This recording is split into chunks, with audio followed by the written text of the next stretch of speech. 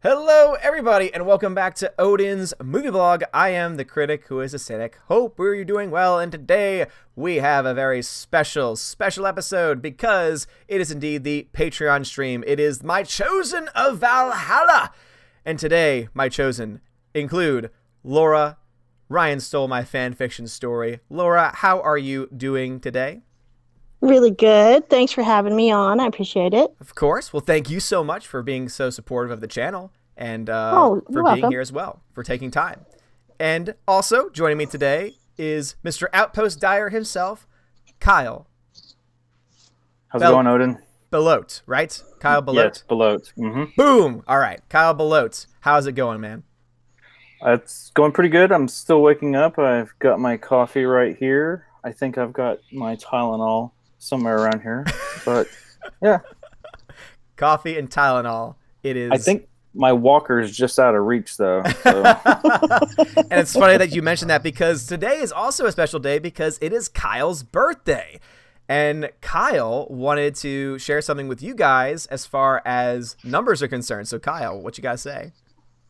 So, I'm not going to tell you how old I am, but I'll tell you what. I'll let you guess. How about that? If anyone guesses it, I'll reveal it. But Boom. No spammers, all right? You can't just start spamming all the numbers. So, how old do you think I am? Ooh. All right. Well, since the chat's going to be jumping on that, we got some names there. I'm going to say 35. Good guess. Okay. You could do like a Price is Right, higher or lower kind of thing. Someone Oh, says he's not saying. I think that would be starting to give it away, though, if I start saying anything. I think that Slicer Neons has the closest. He has -0. I think that sounds right to me. That's pretty close. Yeah, that's pretty accurate. And not only is it Cal's birthday, but also it's the day that his newest book has been released as well, which is why we have a link going on in the chat. Tina, I think the link that I sent you is not so I think the way it translated onto YouTube didn't work out. So what I'm going to do is I'm going to send it, Tina, over on our, over on our little chat with the Valkyries. So that way, hopefully it shows up correctly. There we go. So Tina, I just sent it over there. If you just click on it first and then take that link and turn it into that, then it should show up correctly. Because right now it's showing up as like a YouTube. There it is. Steph's got it. All right, Steph's got it. Perfect. Oh, they're already on top of things. That's why I love my Valks. Alrighty, so we got, of course, a lot of things going on today. We've got a birthday. We've got a book release as well. And also, this is Laura's first time on the channel as well because she was supposed to be here for the last Patreon stream, but unfortunately something came up. So we'll start off with Laura before we get into Kyle and the book and the birthday and everything like that. We see a bunch of numbers still going on in the chat. We got as high as 40. We've got like 32, 33. Oh, man, I think I'm 40. I know, right? We know it's not 40. Okay. Well, no, but then again, they're like 25. So, I mean. Dion says 25 and holding. That's right. Always holding. Oh, Hold the line. If that was the only way, if like you could reach a number and just say, I'm going to stay here for a little bit. Yep. I'm going to hold on to this Cool. age for a bit. But Laura, since, obviously this is the chosen of Valhalla, and so I've asked them to, bring up some topics, bring up some things that they want to talk about, that they're passionate about. And Laura is a huge Star Wars fan, loves Star Wars so much, and also is the one, as you all know, I call her like the mother of the channel. I call her the guardian angel, the archangel of the channel, because she takes care of me like it's awesome. Like, she sent me the entire series of Star Wars Rebels. She sent me chocolate, which, again, thank you so much again for that, because, yes, life got sweeter because of that chocolate. Thank you so much for that again. You're very welcome. But also, she, again, sent me the entire series of Rebels, which is amazing, and it's a great show. And she's the reason why I actually was able to watch Rebels and fall in love with it, too, because she also has a strong passion for that show as well. So, Laura, what are some of your thoughts on Star Wars as far as, how your love for Star Wars started off and then eventually, like, how it, grew over time? Well, I did see Star Wars as a little kid in the theater. Only got to see it once, though. And, since, like everybody else, it then became like this huge part of my life. And I really got into science fiction and just read a lot, I had a nice little local library that had a lot of good science fiction books. That's kind of where it started. Unfortunately, never got to see Empire in the theater. I don't really remember what was happening in that part of my life where I missed it. But so I saw it kind of like out of order. I saw Return of the Jedi and then later saw Empire. Okay. But the reason I love Rebels so much was I'd kind of like I didn't really care much for a lot of the prequels when they first came out, and Rebels was the show that got me back into Star Wars, so that's why it's so special for me. Okay, I got you. So had you not watched any Clone Wars before then? I'm guessing. I'm so out of order in the way that So once I saw Rebels, it kind of got me inspired to get back into Star Wars. So then I went back and watched the Clone Wars, and then I went back and did all of the prequel novels and audiobook. So that helped me. If you ever have a chance, the Revenge of the Sith audiobook is one of the better books I've ever read. Yeah, speaking of other things Star Wars related, so she also sent me a copy of that as well. And so I started on it, and it is like I just got to. So obviously it's a novelization, so it's the movie, but you get a little bit more. And what I like about it a lot, and I'm only about maybe a chapter in or so, is that the entire space battle that happens before they get onto the ship and before they have the taking over with Dooku and everything like that. I was thinking Goku and Count Dooku. I was like, oh, let's just combine them together. So the whole space battle that takes place, you actually get their internal monologue. You actually get their like thoughts and the process of everything, and it just adds more to their characters, and it just adds more to the relationship that existed between Anakin, and Obi-Wan, and that's what I really like about it. Even just a chapter in, I'm like, I already feel like I understand Revenge of the Sith even more so than I did beforehand, and so thank you again for sending me that copy, because it really is awesome. It really is cool. Well, I know you have the same experience when I do. When you see a Star Wars movie, there's so much going on, and you're just so lost in like the visuals and the action, and how cute all the actors are and stuff. And you're just like, wow, everybody's so pretty. You get kind of lost in all the visuals that the story kind of falls to the wayside. But when you have an audiobook, all you have is the story. And I love the interior dialogue of Yoda when he's fighting the Emperor. Oh, I can't wait to get that part. It's so it explains so much. Does the person you're just like, does the person reading the book, does he do it a Yoda voice? I think so. I think it is Mark Thompson, and he does really good with all of the voices. So. Oh wait, that's right. I think it was Mark Thompson that you said. Oh my so. God, guys! If you ever have thought about, because I'm glad that you brought up the EU. If you've never read any of the EU, first off, what are you waiting for? If you're a Star Wars fan, if you want to actually have like good Star Wars stories, you're not going to get it in the current iterations, unfortunately, of the Star Wars stuff that we're getting now. But if you really want great stuff, it might not be canon in most situations, but not only read the EU, but I would recommend the audiobooks for the EU, and specifically anything Mark Thompson does is top notch. And I remember the first EU book I read was the Thrawn trilogy, and it was just, I fell in love with Mark Thompson's voice because he literally becomes every character. He is able somehow to do both the male and female characters where you're like, I can see the actor on screen. He doesn't try and make it his own. And that's why I don't like, there's another voice actor, I think his name is something Davis or Davies, I think. Mark Davis, is it? Maybe it might be. Maybe they're both Mark. I don't know. But basically, he just doesn't have the same, like, the attention to detail, I guess you could say. And so I hear him do some of the voices, and I'm like, it's not the same. Because you listen to Mark Thompson's Thrawn, and it's like so regal and deep. And then you listen to like Davies, and you're just like, it's not the same. It just doesn't match up.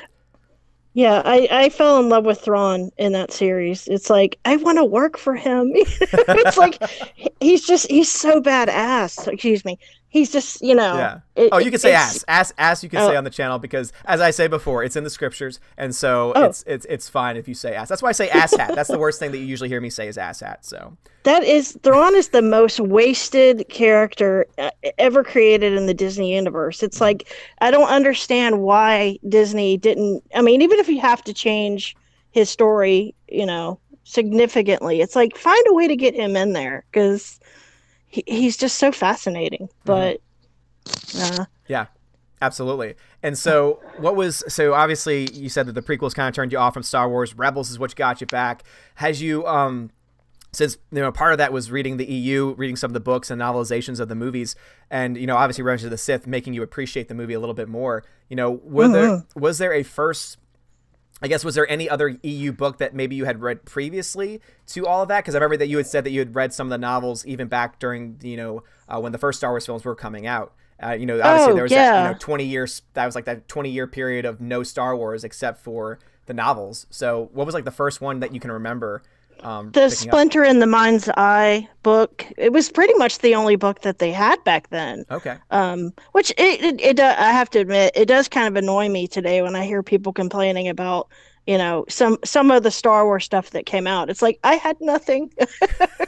I had like the Art of Star Wars book, and I had the Splinter in the Mind's Eye, and that's pretty much all we had.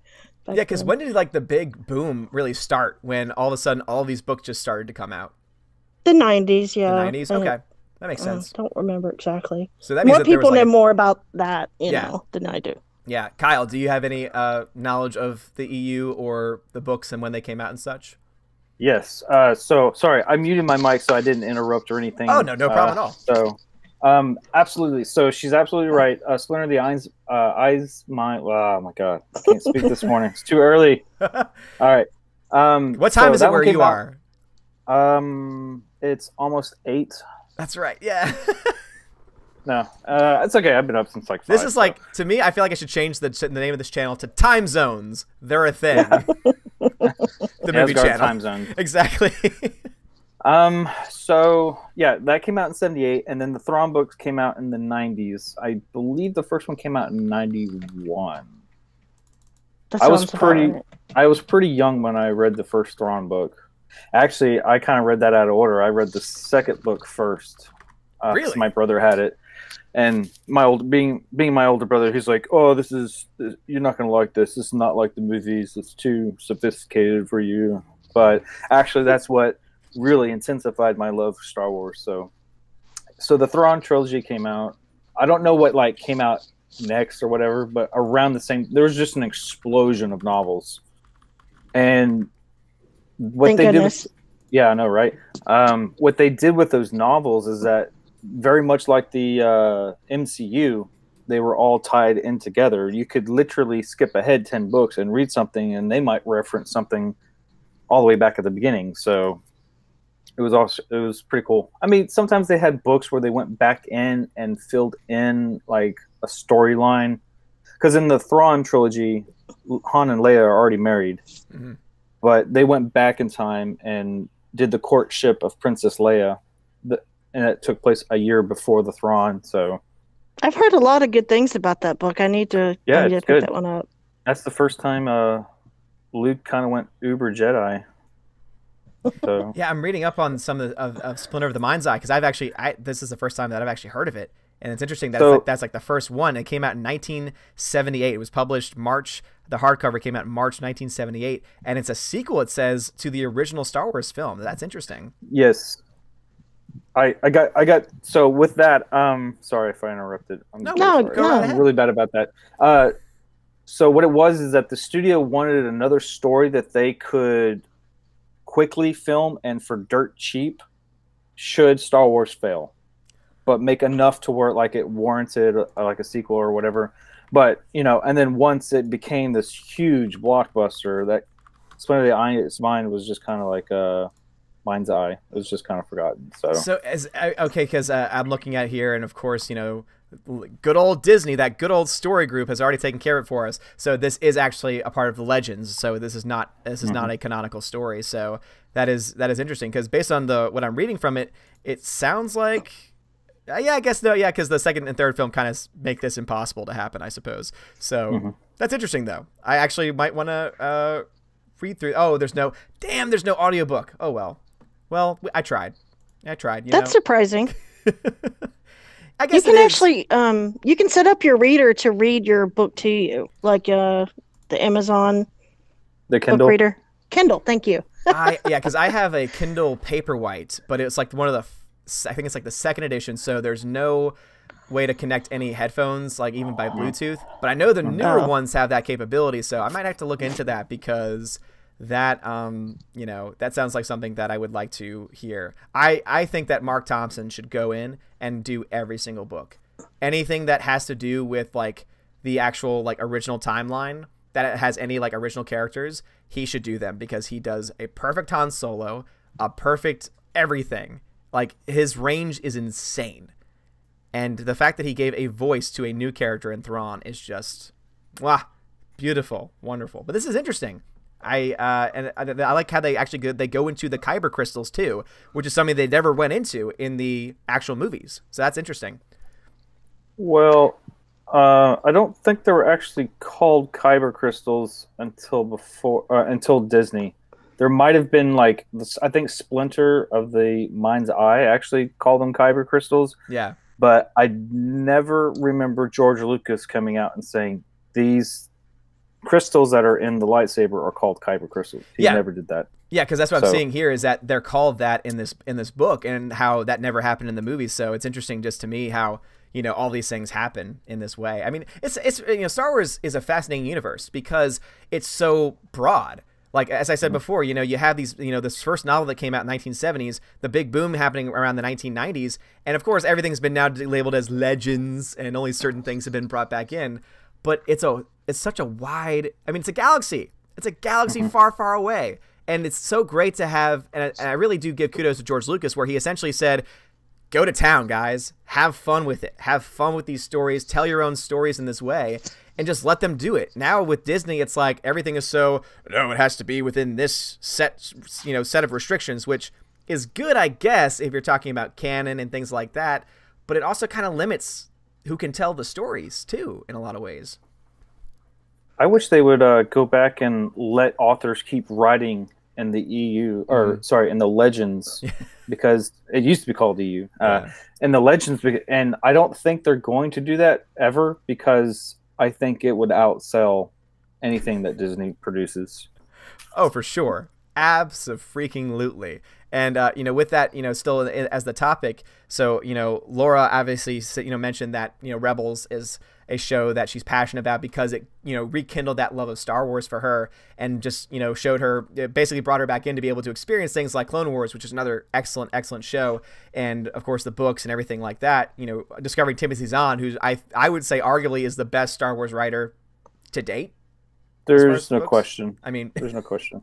I mean, he gave us Thrawn, so I don't think there's really much else. Like, you know, if anyone tries to say like Chuck Wendig or anyone else, I'm like, well, first off, Chuck Wendig, hell no. And secondly, excuse me, no other character, like non-movie character, has as much of a like huge impact on Star Wars fans as Thrawn does. And so I don't think anyone could make an argument. But with that being, you said no one can make an argument. I'm like, well, I'm sure people can make arguments, but you know what I mean, though. Like, you know what I mean. Like, Thrawn is easily like, you know, one of the biggest names out there, other than like the original trilogy and within the actual context of the cinematic universe, I guess you could say. The SCU, the Star Wars Cinematic Universe. Let's make that a thing. The SCU. Hashtag it. Hashtag it. Exactly. But so Laura, you know, obviously Star Wars Celebration is coming up in Chicago, and I know that you said you really hope that it comes to like California, you know, pretty soon, because then you'll be like totally there. And I hope that's the case too, because I would love to be able to go there and to like meet, you know, people who maybe can't go to the one in Chicago this year. But what are your thoughts on, you know, Star Wars Celebration? And what are your thoughts on some of the panels and the fact that they announced a Rebels panel, especially since Rebels was, again, something very important to you? Like, what are your thoughts? Well, I'm trying not to get my hopes up that they're going to continue the Rebels story, because they did just kind of like leave it hanging there. I don't understand why, because it seemed like it had so much potential. I mean, especially you have a Mandalorian, which is an interesting subject, and of course, you know, Ezra's not a Jedi yet, but and then of course Thrawn. It's just they just kind of like paused it. And I especially with all the, I don't know if you guys know this, there's a Disney Thrawn trilogy that's the third book's coming out this summer. Oh, I mean, yeah, in the novelizations with Timothy Zahn still writing them. Yeah, and it seems like from what I've read of the two of them, it seems like they're trying to set some stuff up either to continue Thrawn's story with Ezra or to wrap it into episode 9. I don't want to spoil anything. It's hard to talk about it. Yeah, I know, absolutely, because there's probably people who are like, invested in the universe, obviously, because even though Disney has obviously, I think, kind of clipped the wings of Timothy a little bit. I know that Lethal Lightning, who was on the panel yesterday for the for our League of Nations, he is a huge Star Wars fan and also loves the novels. And even he says like that the newer stuff is good, but it's just not as good. And it's probably because Timothy Zahn beforehand could kind of just let his creativity take him wherever the hell he wanted. And now he's been taken in by the Disney side of things. And so now it's like, okay, here are the restrictions that you have. And maybe they probably have also been, okay, you have to talk about this. You have to mention this. You can't mention that. And so it's interesting to me how all that's kind of gone into place as well. And I see a lot of people in the chat are also, a lot of people in the chat are also kind of agreeing, saying, like that's where Star Wars is. That's where it's alive right now as well. But so is the Rebels panel, you think, Laura, is that like the one that you're most excited for as far as news? I'm hoping that they're gonna, I mean, they have most of the cast there, so I'm hoping that there's some type of announcement. Hey, I would take a novel or a comic book or something, if they don't have the money to do an animated series right now, just finish the story. Yeah absolutely. And where do you think you'd want to kind of pick up from, because they do kind of wrap up the story a bit with the ending, but it also, as you said, he kind of leaves a lot of questions like unanswered too. So like what characters would you really want to see the show focus on? Would you like it to be a continuation and completion of Ezra's story, or would you like it to kind of be similar to the original series where it kind of like talks about all the characters? Oh, I like all of it, and that's why the show is so interesting, because each of the characters has like an interesting backstory. There's just so much to work with there. I don't understand, especially with Sabine. I mean, talk about a character that I hated when everybody hated Ezra. I hated Sabine. I was like, oh, she's of course, Ezra loves her, and she's an artist, and she's a munitions expert, and it's just like she seems so Mary Sue to me, but the more they developed her, she just was fascinating. Oh, for sure. I actually liked her character a lot, because I love the Mandalorian mind. Like, anything that kind of like brings more information and more light to the Boba Fett and Jango Fett storyline that didn't really, I think, get as much attention as it should have, even like in the prequels and in the screens, in the SCU, as I'm now going to be calling it. I think that I could have sworn that Pablo Hidalgo said that he was not a Mandalorian, so I don't know what's going on there. But wait, that Sabine wasn't a Mandalorian?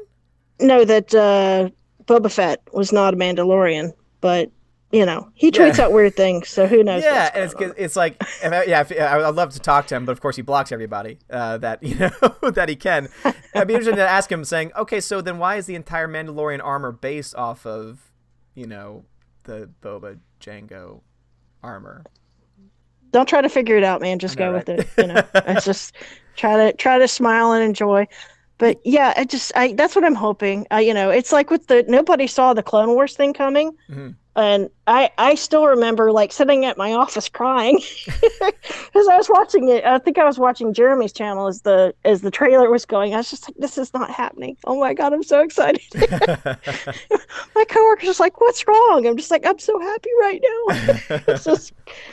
Yeah, that was good. Yeah, but we can keep hope alive, Yeah, absolutely, absolutely. And yeah, go ahead.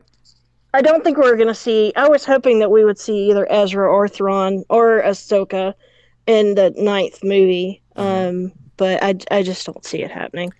Yeah, I mean, the only character that out of that list that I could see them doing would be Thrawn, because they have an actor that seems like they'd be perfect for it. But yeah, I mean, I feel like we would probably have gotten a leak at this point. I mean, I'm sure they're keeping everything close to the chest right now, but that's. I mean, a guy walking around with blue skin and red eyes would probably be pretty hard to miss. Hard to miss that one. But Kyle, any thoughts on this before we kind of switch over and talk about your book a little bit? Yeah, so I'm not really a big Rebels fan. Sorry, I was listening, but I was also like conversing with the people in the chat, so I was kind of like half tuned in. Yeah, you're right. a blue skin guy walking around with red eyes would be very noticeable. That's why they changed them to yellow skin with purple eyes, and no one's going to see it coming. It's going to be great. It's going to be great. They're going to contradict their own canon they've just created in their books. So, you know, they've been doing it. They've done it before with The Last Jedi. They'll do it again. Oh yeah, Sounds about right. Yeah. Nothing's going to stop them from doing that, right? So as far as Rebels was concerned, it was okay. My biggest problem with it up front was like it seemed like such a huge step back in animation. I was just like, what is this crap? Did they run out of money? It's Disney. So I don't know. If you go back, the Clone Wars has really good animation and really good stories, great stories. And then you get to Rebels. To me, Rebels is less on the animation, and the stories were okay. They got better as it went. That first season was kind of rough for me. I was just kind of like, do I really want to invest in this? And then I haven't even tried, what is it, Resistance? Yeah. I haven't tried it either. I mean, it's interesting that you mentioned the animation, because I felt the same way, where I feel that the animation gets better as the show goes on, at least for Rebels. But I also felt the same way about Clone Wars, too. I mean, I didn't like the animation at first, and then eventually I got used to it. And also, similar, it got better over time. And that is interesting, though, because for my experience with Rebels, I liked it from the first episode, like from the first big major, two-parter that they did, like the 44, I think it ended up being like a 44-minute episode technically, part one, part two. And I don't know why, I just felt so drawn to the character of Ezra. I thought it was just really cool to see that, to see new characters, and also to see that kind of the origin story of the rebellion, the origin story of all of it before anyone else was brought into the, situation. I just love the chemistry also between all the characters, and, voice acting was done very well too. So yeah, I mean, everyone's gonna have a different experience with it, I think. And I think that, as we just talked about, Laura hated Sabine at first, and I loved Sabine at first. I thought that she was a really cool character. I actually wanted more more episodes about her by the end of it. And of course, we have two people that like the series overall, and one that thinks it's not that good, and his opinion is therefore invalidated. And I'm kidding. But no, yeah, I respect it. I totally understand the criticisms, though, where you're coming from. Yeah. So that first episode you're talking about, was that the one where they had Darth Vader? It's been a long time since I've watched it. So Darth Vader doesn't come in until later in the show. Was that okay? That was the Siege of Lothal, right? Where he came in. I believe so. Yes, because I was just shocked that they brought James Earl Jones back to do the voice. I was like, yeah, oh my god, that is amazing. The one that got me too was, so obviously you have that, which is gigantic, but then also the fact that they were even able to get when basically the show, because I had failed to realize, for me, Rebels, I understood it as a Disney production, and Disney took over for Star Wars in 2012. And so in my mind, I was always just like, oh yeah, Rebels, happened a long time ago. But then I realized, oh, the last season ended in 2018. And I was just like, what? Wait a minute. It's it was still going on as of like the beginning of 2018. That's insane. And so when I saw episodes that tied into Rogue One, I was like, oh, that's interesting. Like with Saul Guerrera and them actually getting what's his name? The guy who did There's a lot of... Oh, you mean Forrest Whitaker? Forrest Whitaker, yeah. So Forrest Whitaker came back and did the voice of Saw Gerrera, like in the actual series as well, which was really cool. Yeah, it was really cool to see that. I gotta go back and watch that then. Yeah, because at first I was listening to the voice and I'm like, hey, that's Forrest Whitaker. That's really cool. And then I was like, oh, this ties in directly to Rogue One. That's actually interesting that they were able to do that, and I think they did it overall pretty well, because they kind of show his character and how he, because in Clone Wars they actually talk with him like as a younger person. They deal with him as a much younger person. A boy, right? Or teenager or something like that. Young adult. I think he was a young adult. And his so teenager. Yeah, pretty much. Yeah. They deal with him and his sister, and just kind of like where he gets his hatred and anger and all this emotion from, and then they carry that over into Rebels, and they kind of set that up to eventually lead to where he would be for Rogue One. So I kind of liked how they were able to do that. I liked how they were able to bring all that together. Yeah. So I totally missed that part. Like I said, it's been so long ago since I've watched it. I probably should go back and rewatch it. Kind of like with The Winter Soldier, I had to go back and rewatch that. So Me too. Yeah. Oh, that's funny. And y'all both but realize how amazing it is now, right? it's Sure. better than I remember, but it's still not like. It's not like ooh and ah. I mean, it's dare good. you. It's good. It's just not one of Marvel's better movies. In my opinion. Oh, It's middle of the pack. I'm gonna mute the microphone. I'm gonna mute the microphone now. That's blasphemy Maybe here. top of the middle of the pack, but it's Anyways, I'm getting sidetracked. Yeah. I agree with you, Odin, that I liked Sabine from the get go. I thought she was kind of an ass, I'm not drawn to personalities like that, but I like people who can be crass and sarcastic and slightly rude, and because I find it humorous, So I was kind of drawn to her, and I will say towards the end, I was like, why can't she just be the main character? Mm-hmm. So as far as Ezra was concerned, the only time I ever liked Ezra is when he started chasing the rabbit and going dark. So, but yeah, okay. Yeah. Before we move into the next subject, Laura, anything that you want to add to that? Yeah, I did the same thing with Winter Soldier because everybody loved it, and I think I watched it like 3 times, and the relationship between Cap and Bucky that's great. I don't know, it just kind of dies in the middle. The first part is awesome with the ship, and the landing in the ship. I think the whole movie is perfect, but that's just me. Well, this would be the one and only time that the Allfather would be wrong. Oh, he went there. He went there. Oh man, he's lucky that the Allfather's very tired, because otherwise it would not end well. He will kick you off his stream. I tell you what, he'll do. Put me in timeout. Exactly, I'll put you in timeout. You can still talk here, and then but you'll cry. You can't talk in the chat anymore. I'll put you in timeout there. But before we move on to the next subject, just a huge shout out to a few people who have left some super chats while we started. So the Price is Right review, thank you for the super chat, says, are there EU audiobooks on Lord Hoth, my favorite Jedi? I didn't know there was a Lord Hoth. Yeah, he's a Jedi general who led the Army of Light against the Brotherhood of Darkness during Darth Bane's rise to power. So is that the Darth Bane series then? Yes. So yeah, you would have to read the Darth Bane, at least the first book. That's where Lord Hoth is in it. Okay. But Path of Destruction. Yes, but I do not think that there is an audiobook. There is an audiobook in that one because I listened to it. But I do not think that there is an actual Lord Hoth book. Oh. So okay, gotcha. So yeah, so if you wanted that character, you can indeed listen to the audiobook. There is an unabridged version.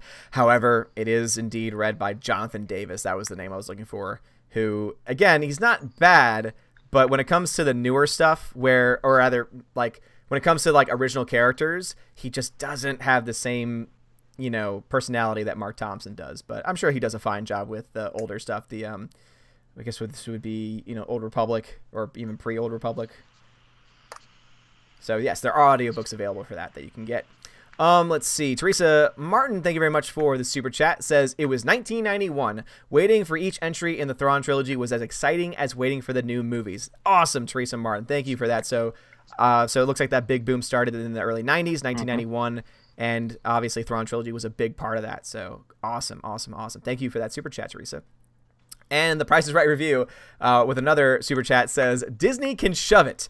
The EU is always canon to me. I think that is how many people feel, that they accept it. So basically there's the whole distinction between headcanon and then whatever the opposite of that is. And so I think everyone has their own headcanon of the EU still being a part of it, and then, working it out for ourselves, as one could say.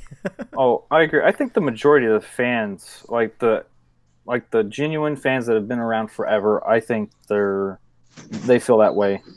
To me, now the Legends material, that's always canon, and the fact that Disney steals from it so heavily, it really irritates. Yep, and that's why kind of getting to Laura was talking about with Thrawn. I really hope that Disney does not try and adapt that story in any way that's not going to live up to the original. I honestly believe that if Disney had been smart, they really could have taken that original Thrawn trilogy and made that the next 3 episodes. Yes. Like, they really could. I mean, and obviously that would require them to recast potentially for younger actors to play, you know, Han Solo and everything. But even if they didn't want to do that, you can still adapt the story where you just have it be set later and just change that timeline. And then you could still have, you know, the basic elements of the story still there. You know, maybe not as much with the babies and everything, but you could still definitely tell that story, I think. And I would have loved to have seen that instead of what we got instead, which was it's a hot mess. Like, even if you like, you know, even if you're one of those people that likes The Last Jedi, you know, I think that, you know, hey, subjectively speaking, you can like whatever it is you want to like. You can't deny, though, that episodes 7 and 8 just don't work together. They just are so different. They are just even like narratively so different that it's almost like 2 different movies in 2 different universes. It just doesn't make any sense. Yeah, I totally agree with that. There's a dissonance between the 2 films. As a writer, I can say this. 8 is absolutely terrible as far as writing is concerned. I'm not talking about visually. I'm not talking about like intent or music or anything like that. What is written is absolute garbage. Matthew Cadish would agree with you. He was the one that really, you know, spent. I mean, if you've never read Matthew stuff, like seriously, he has like these articles that will take you maybe like 20 minutes to read because they're that thorough. But he does the same way. As a writing, you know, him having a writing background, you having a writing background, you know, it makes a lot of sense that you guys would have a much different perspective on the movie because you would be like, what? This doesn't work. This doesn't work. Like the point A to point B, it's you can't go to Z and then come back to B. That just doesn't work that way. It's interesting to hear a writer's perspective on it always. And speaking of writing, go ahead. Sorry. So, well, the only thing I was going to say is that, whatever characters you established in the seventh installment and the 8th one, Rian Johnson just walked back on. I mean, like, you had Hux, who was potentially a threat to Kylo Ren for praise from Daddy Snoke, and then in Episode 8, he's an absolute buffoon and joke, and it's just like, oh my God, I'm gonna get so riled up about this. But you know, the biggest glaring mistake I'm gonna point out, at least to me, was that in the beginning when Finn and Rose was telling Poe, like, hey, there's the thing on this ship that we need to go disable or whatever, and Poe's like, yeah, so let's go blow it up, and like, no, you can't do that. But what happened at the end of the movie? They didn't turn off the thing on board, and then they rammed a ship through it, which is essentially the same as like blowing it up, and magically it's, you know, not going to work anymore. I mean, oh my God. Yep. All right. So many issues, but I have to go meditate now. I know, right? While you cool off for a second, Laura, anything else on Star Wars before we move over to Kyle and the new book release? Yeah, I did see something recently, and it might be something that was already known. I didn't know it, that Bob Iger had even pushed the production of the first movie, The Force Awakens. Kathleen Kennedy had wanted to delay it. She didn't feel like they were ready. And Bob Iger was like, nope, we're going. And I don't think he gets enough blame for, you know, rushing these movies through. Because they feel rushed. They feel like they haven't finished baking, you know. Yeah, and you can definitely tell that with, you know, the first one especially. And I think that people could have forgiven that had the second one been more, you know, well developed and, you know, had it been a solid story and had it at least been connected, you know, as a middle movie. But instead, you know, you end up getting this movie that is written by someone who just, by his own admission, does not know how to write. Like, he's even openly said that he sucks at writing, and that's his own words, not mine. And so you have this, and then it just causes chaos. And so now episode 9 is going to be coming out, and, you know, we assume we're getting a trailer, and we're going to be getting the actual name release at Celebration. So that's kind of cool, I guess. But then also I'm just like, I don't really care as much at this point, because there's just all the air was just taken out of those sails by episode 8. And I think rushing it has definitely been a major part of it. I do think Skywalkers is going to be the title, though. And I can explain why. I think I can do it without spoiling anything. Explain. But, okay, so in the Thrawn novels, Thrawn, they show him going back in time and having interactions with, not him going back in time, they go back to when he was younger, and they show him having interactions with Anakin Skywalker, kind of during the Clone Wars period. And at one point, he explains to Anakin Skywalker that the Chiss have Force-sensitive people, and they use them to kind of like help navigate in the region of space that they're in. It's like it's not called the Forbidden Region. It's an area of space that's really difficult to navigate. The unknown region. The unknown region. Thank you. And that they call their navigators, their Force-sensitive navigators, they call them Skywalkers. Interesting. So it could be that is, where this title's coming from. Okay. All right. But that's all I have. Tina is not impressed with the title. She says, "What a stupid title, if that's what it is." Sorry. And I'm like, I'm sure many people would be mixed on that. It just, to me, it's one of those things where you look at all the titles and you see Force Awakens, Last Jedi, Skywalkers, and you're just like, do they really connect as much as, you go back to where it was just Star Wars, The Empire Strikes Back, and then Return of the Jedi, which again, just it all kind of flows together, because it wasn't Star Wars, The Empire Strikes Back, or Star Wars, Return of the Jedi. It was, each one had a different name, and it was only later on, after the prequels especially, that they started to become the Episode 1, Episode 2, etc. So it's just... I like The Rise of the Resistance, or The Son of Darkness. Either of those was... Son of Darkness was cool. one that sounded okay. It sounded okay to me, but, I don't know. I don't know how to feel. But with that being said, moving into into Kyle, because it's also his birthday. And did anyone get your age correct? I don't think so. Oh. Let me scroll back up real quick. Interesting. Because I think everything in the 30s was covered. So what does that say? That I am either young and look incredibly old, or that I'm incredibly old and look young. I don't know which one it is. I don't see any numbers anymore. So everyone re-enter your age. There we go. Would it help if I took my cap off so you can see the hair? My face? Well, let's just say that doesn't help either, because there are people that can, I have friends who were balding in high school. That's true. So I know that's not. Well, so for me, it's more of a choice to shave my head than actually out of necessity. Yeah. I can grow a full head of hair. It's just my hair is really thin and fine.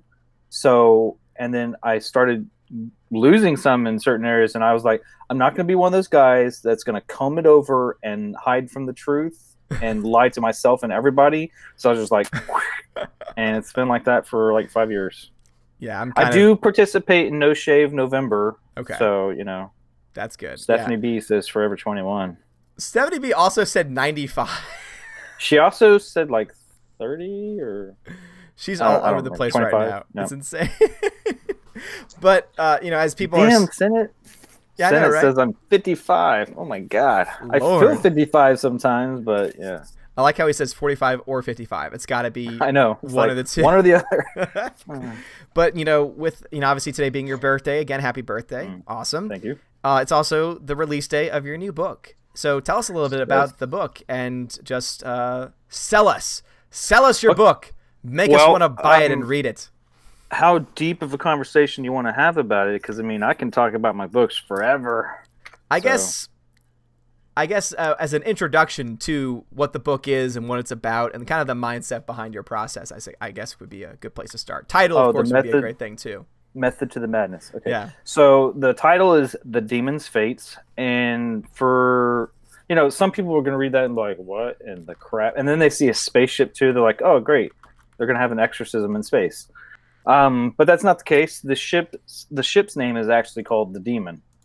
And so it's really about the ship's fate and what happened to it and what happened to the crew, if anything happened at all. So you just got to read it to find out. But so the idea behind it, so I participated in NaNoWriMo. Does anybody in here know what that is? I'm looking at the chat. NaNoWriMo? Yeah, I'm pretty sure you don't know what it is, Odin. That's Laura, okay. It's a writer's thing. NaNoWriMo is? NaNoWriMo. Sorry, no. Okay. Sounds a lot like NaNoWriMo is nano. Yeah, so let me put it in the chat. I like your cover art. Who did your cover art? Some artist on a website. No, so the cool thing about that is that you can go to these websites and you can actually purchase covers.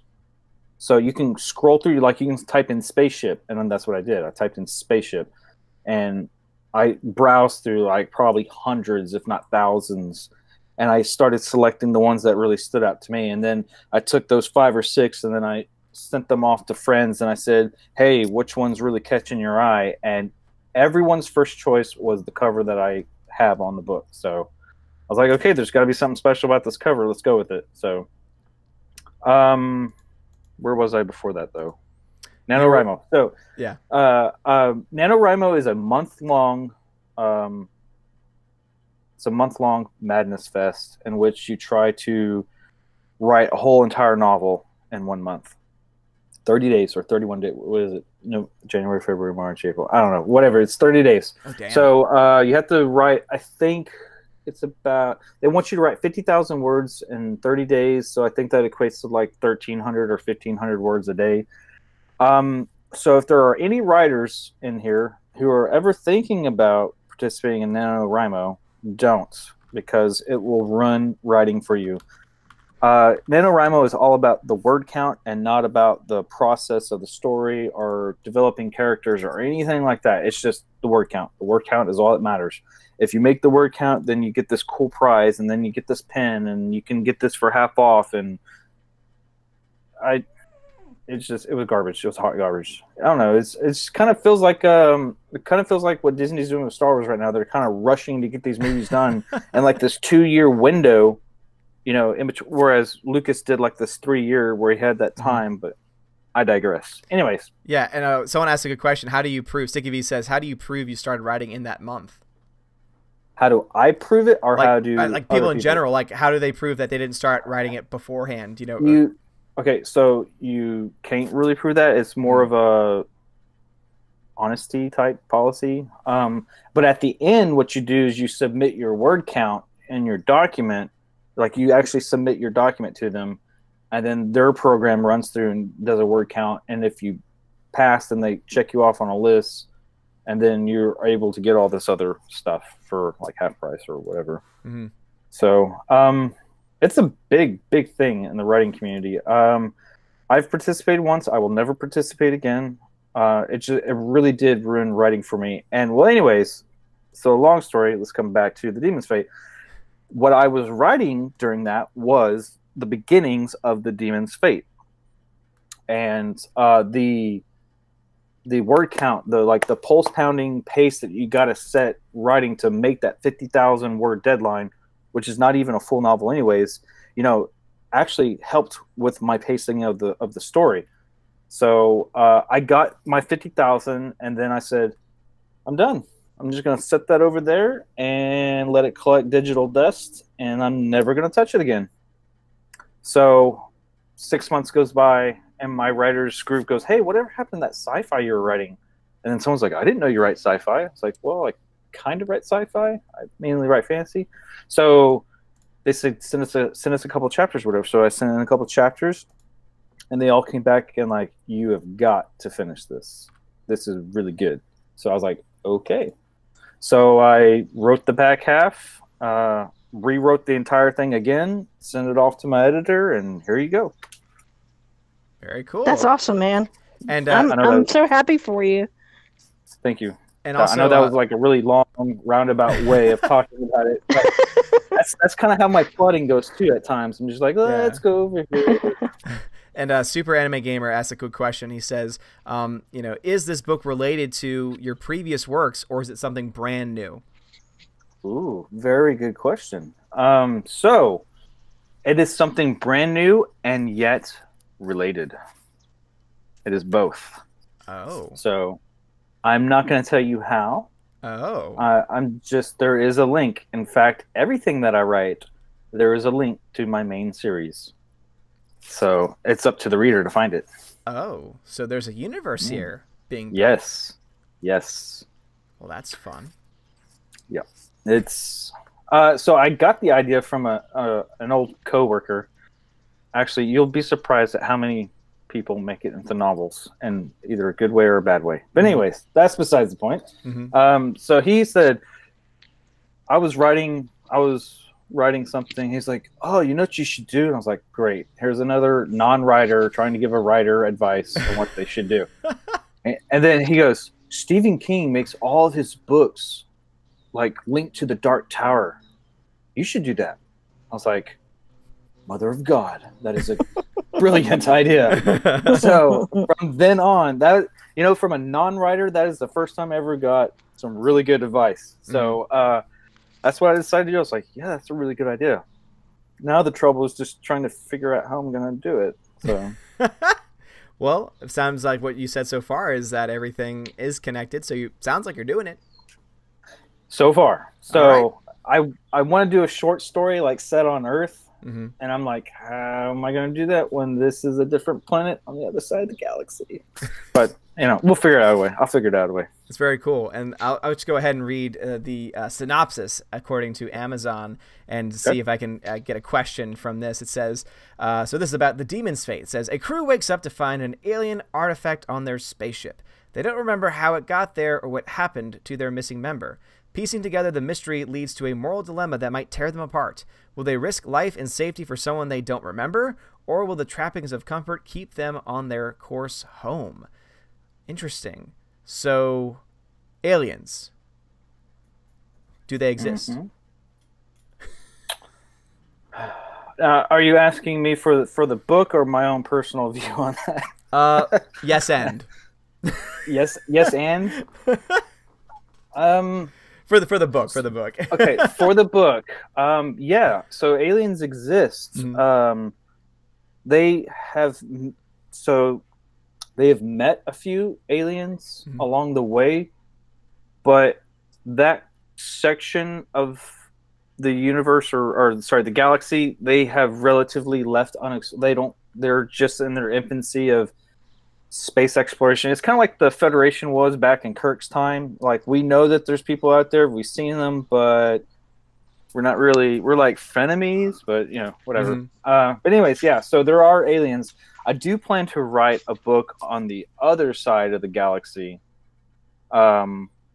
which actually has a lot more. I'm in the development stages of that. So all right. And what so from what perspective is the book written? Is there a main protagonist where it's like an inner monologue? Is it from like a third person perspective, or it's a third person, but it's limited. It's not omniscient. Head hopping within a chapter or a scene is not really what's the word I'm looking for? It's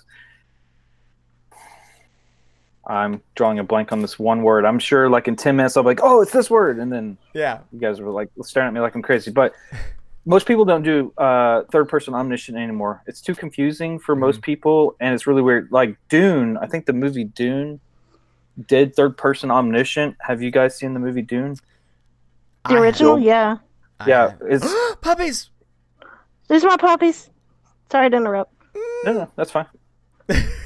Yeah, I love that. It was very difficult for them to transition that into the movie, though. You had a lot of people talking in their heads, and it was strange. Yes, and that's omniscient.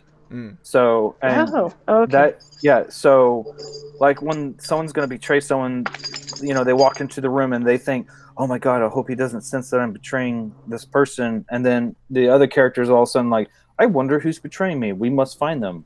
And, you know, so... Yeah, that's Omni, and I don't write that. So it's third person limited. You got several protagonists, but there's the main antagonist, which is the commander of the ship, Andrea.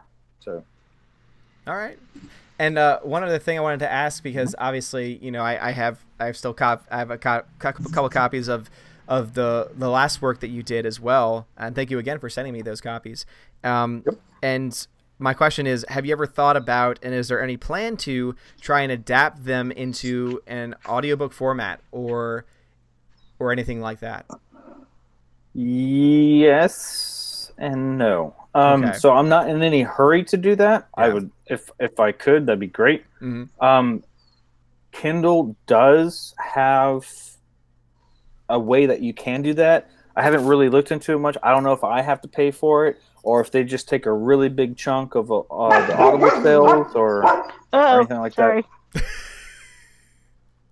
that. Sorry, you were saying? No. Squirrel, sorry. Squirrel! Let's see. What was I saying? About how they do it. It looks like to me that text-to-speech is what it's called, is enabled for this book. So yeah, so you can do text-to-speech, and it's going to... She looked at that door. It's going to be very robotic, but as far as a narrator actually reading it and everything, I haven't looked into that very much. It is part of the plan eventually, but before I do that, what I want to do is I want to start querying agents and seeing if we can actually get this published through a publishing house. Okay. To where they will want to do the audiobooks. So, all right, nice, very, very cool. And we'll continue to talk about this, because obviously I think that it's important to try and get the word out there. Again, today is the first day of its release, and guys, also, I mean, Kindle, it's $2.99, man. Like, go support Kyle out. Well, here's another thing for anyone who has Kindle Unlimited. You can read it for free. Boom. So, well, there you go. And it's 291 pages, so it's a pretty standard novel size. It's not going to drive you too crazy, and it's also seems like it's long enough to be able to develop a story, and so that's really cool. I just love the concept of ships. Yeah. So with that. I don't know if I said what my original thought was behind I was thinking, like, what if Mass Effect and like Star Trek kind of blended together to make a story, and that's what I went with. Did you ever play the Mass Effect games? It's long. I mean, they're kind of older games. I have not. Laura, have you played ever Mass Effect? Are you a secret gamer, Laura? I do. I played quite a few games, but not that one. I like the simpler games. There's too much going on in some of them. Mass Effect. Shoot. Well, hey, Mass Effect, you can shoot people. Cool. The only difference with Mass Effect is that there's an actual story, and you can make decisions that affect everything around you. So, Mass Effect was a great game. So, anyways, I like that concept. It was sci-fi, and it was like a blend of fantasy, and that's what the Demon's Fate kind of is. Very, very cool. I like that. I like that a lot. Oh, to answer, so go back to what you're saying, ships. So I actually explore like ship life and how long it takes for them to get from point A to point B. And if you really want, I know you love math, so if you really want to, you can actually figure out how fast they're traveling. So. For all the math people out there, that's your challenge, to figure out how fast they're going. But Laura, you have your puppies? I do. We have 4 puppies. Too big and too small. Nice. Are they still outside with you? Yeah, they're sitting here. Hopefully no squirrels will run by. They're on the prowl, but no, they're all rescues. So we so the concept is you take a foster dog into your home for a little while to help them out, and then they just never leave because we so that fun story. That's how we got River and Willow. They were both also in a foster type system, and we love them because of that. But it's funny because we got them through this agency, and it was a really good agency. And I was always talking to Fred. I'm like, we should do that, and she's like, no, because you would never let them leave. And I was like, maybe, but they're adorable. Oh, look at the puppy. This is Bailey, and Bailey had some pretty serious problems. We've had to work a lot with her. I don't know quite what happened to her, but she was very nervous, so we have to be quiet. Oh. And then this is the white one. That's our princess. That's Gracie. And then that's Mama. Let's see. You're on camera, guys. Do something cute. It's warm out today for the first time in a long time, so they're enjoying the sunshine. They're sunbathing. Oh, it's so nice. Yeah. Let me cut this camera off. Yeah. The only problem is like we do it through a Animal Rescue Foundation. And the problem is that, you know, they have good fosters, and then the fosters adopt all the dogs, and then they can't foster anymore. So Yes, and I mean, to be honest, I think that if we had, you know, if I had it my way, we would have like 10 dogs in the house right now. So it's probably better that we don't, because as awesome as that could be, there's also a lot of implications with that you don't think about before. But yeah, they're a handful. I mean, there's my daughter pretty much takes care of the German Shepherd, but it's a lot. No, for sure, absolutely, I can imagine. And also, I wanted to get to a super chat. So Reed Palancia once again coming in with the Australian super chats. Reed, thank you so much. I gave you a shout out, Reed, actually earlier in the video that I did. It was either the one I did for Geeks and Gamers or the one I did for this channel. I forgot which one, but I gave you a shout out for the quote that you used the other day. And she loves to Reed loves to you know, post quotes from people. And so this is a quote from Stanley Kubrick. So Reed says, "A film is, or should be, more like music than like fiction. It should be a progression of moods and feelings. The theme, what's behind the emotion, the meaning, all that comes later." And that's a Stanley Kubrick quote. And Reed, that is totally accurate for sure. And I think that definitely fits into the discussion that we were having about Star Wars and about the various movies, that they cared more about trying to get, you know, just peripheral stuff in rather than actually letting it be almost like music. Because also music itself is mathematical, which means that it needs time in order for the equations to work out correctly. And if you try to rush art, if you try to rush movies, guess what? They're not going to stand the test of time. That's why you really see it happen a lot in today's movies. And I know that I haven't seen Greta in the chat yet, but Greta has really talked about this a lot on her channel, about how we've fallen into this sequel, prequel, reboot mentality. And now basically studios are just mass producing these empty films that mean nothing, that are going to be forgotten so easily. And we're not getting a lot of the classics that we, you know, had gotten in the past. And obviously, one could make correlations to how the studio system was back in the day, and that there was a similar way where they'd put out the B movies, and, you know, they would, you know, do something similar. But I really do feel like Hollywood has lost its creativity by a great amount. So that's why I think it's awesome that we have Kyle on to talk about just his own, you know, writing an original story is, I think, worthy of, you know, commending for sure, because it's a lost art, I feel like, in today's world, especially in Hollywood. So Reed, thank you so much for that super chat, for that quote, because it really is a good one. Also, Disciple of Death, welcome to the channel, and William Rodriguez, welcome to the channel as well. But let's go ahead and see Kyle.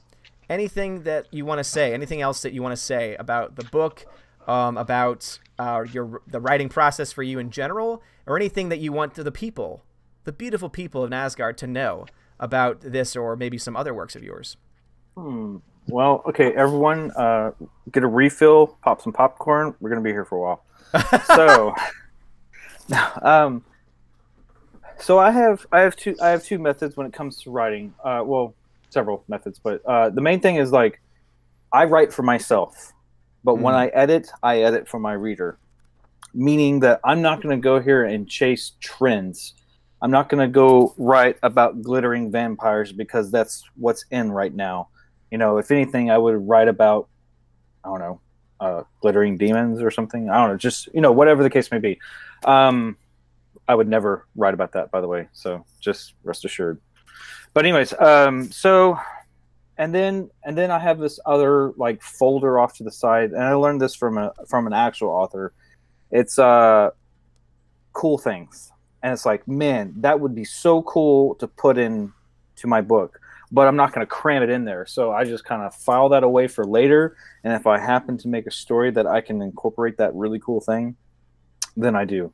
So what I really like doing with all my stories is I like to take things that you are very familiar with, like tropes or character arcs and everything like that, and then just turn it right on its head. And you think you know where something's going, and it totally goes off left field. Not in a where in the crap did that come from, but more like, oh, I can see how that happens. Oh my God, this is going to be a train wreck. And that's what I really love about storytelling. I think, and everyone don't hang me for this, but I think that had Rian Johnson made The Last Jedi in a different universe, not Star Wars, with all the canon that's already there, I think that would have been a highly praised film. Because the reason why is because the hero, Luke, in this case Jake, did not go and do what he was supposed to do. Mm-hmm. And for me, that's kind of something similar to like, okay, I would definitely write that. But I mean, I wouldn't have done the ET phone in with my pajamas from the beach. You know, I wouldn't have done any of that. But yeah, but when you take something like The Last Jedi and you put it in the Star Wars universe, that's just a disaster waiting to happen. So, and I think it has less to do. I think that your point definitely has some merit to it, because I think it has less to do with it being with Rian Johnson. I think that basically it comes down to this, where, and I see some people, Slicer Neons was joking saying, hang him. But think about it for a second, that, the reason why we hate the movie so much is because of the narrative flaws. But let's say that this was a story in isolation with new characters that were not based off previous canon. We probably would actually appreciate some of the things that he did, because remember that what Rian Johnson admitted to was that he wanted to subvert expectations. And there are plenty of films we can point to that do that, but do it well and effectively. Yes. The one that I always go to, because it's more of a recent release and I love it, is Thor Ragnarok.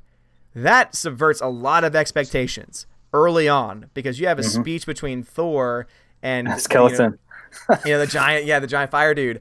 And then all of a sudden there's comedy in there. And it's something that was very different from what the previous Thor films had done. Like, it was almost like a pure comedy in a lot of ways, compared to the previous Thor films. And so it was brand new. It subverted expectations, things that happened you didn't think were going to happen. And yet it did so well without breaking the canon. So the reason why I think Rian Johnson's film failed so much is because he tried to subvert expectations, but he did so by sacrificing story. He did so by sacrificing characters that had already been pre-established a certain way. And so people are still to this day defending how he portrays Luke Skywalker, and they're ignoring the fact that it doesn't make any sense. That the Luke Skywalker you see on screen in Last Jedi is not the same character, is not the same person that had been in the previous films.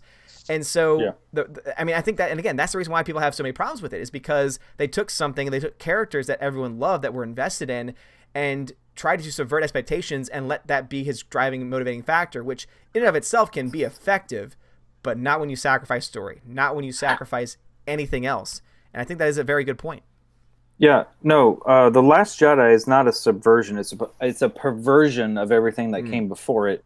The art of subversion is a great art, and if you can write that in a really engaging way and or make a movie about that, I think you will have, like, for anyone who has not watched Game of Thrones, it's been a couple of years now, so you have no right to cry about the spoiler. So, but Game of Thrones is very much a subversion of typical tropes and stories that you think.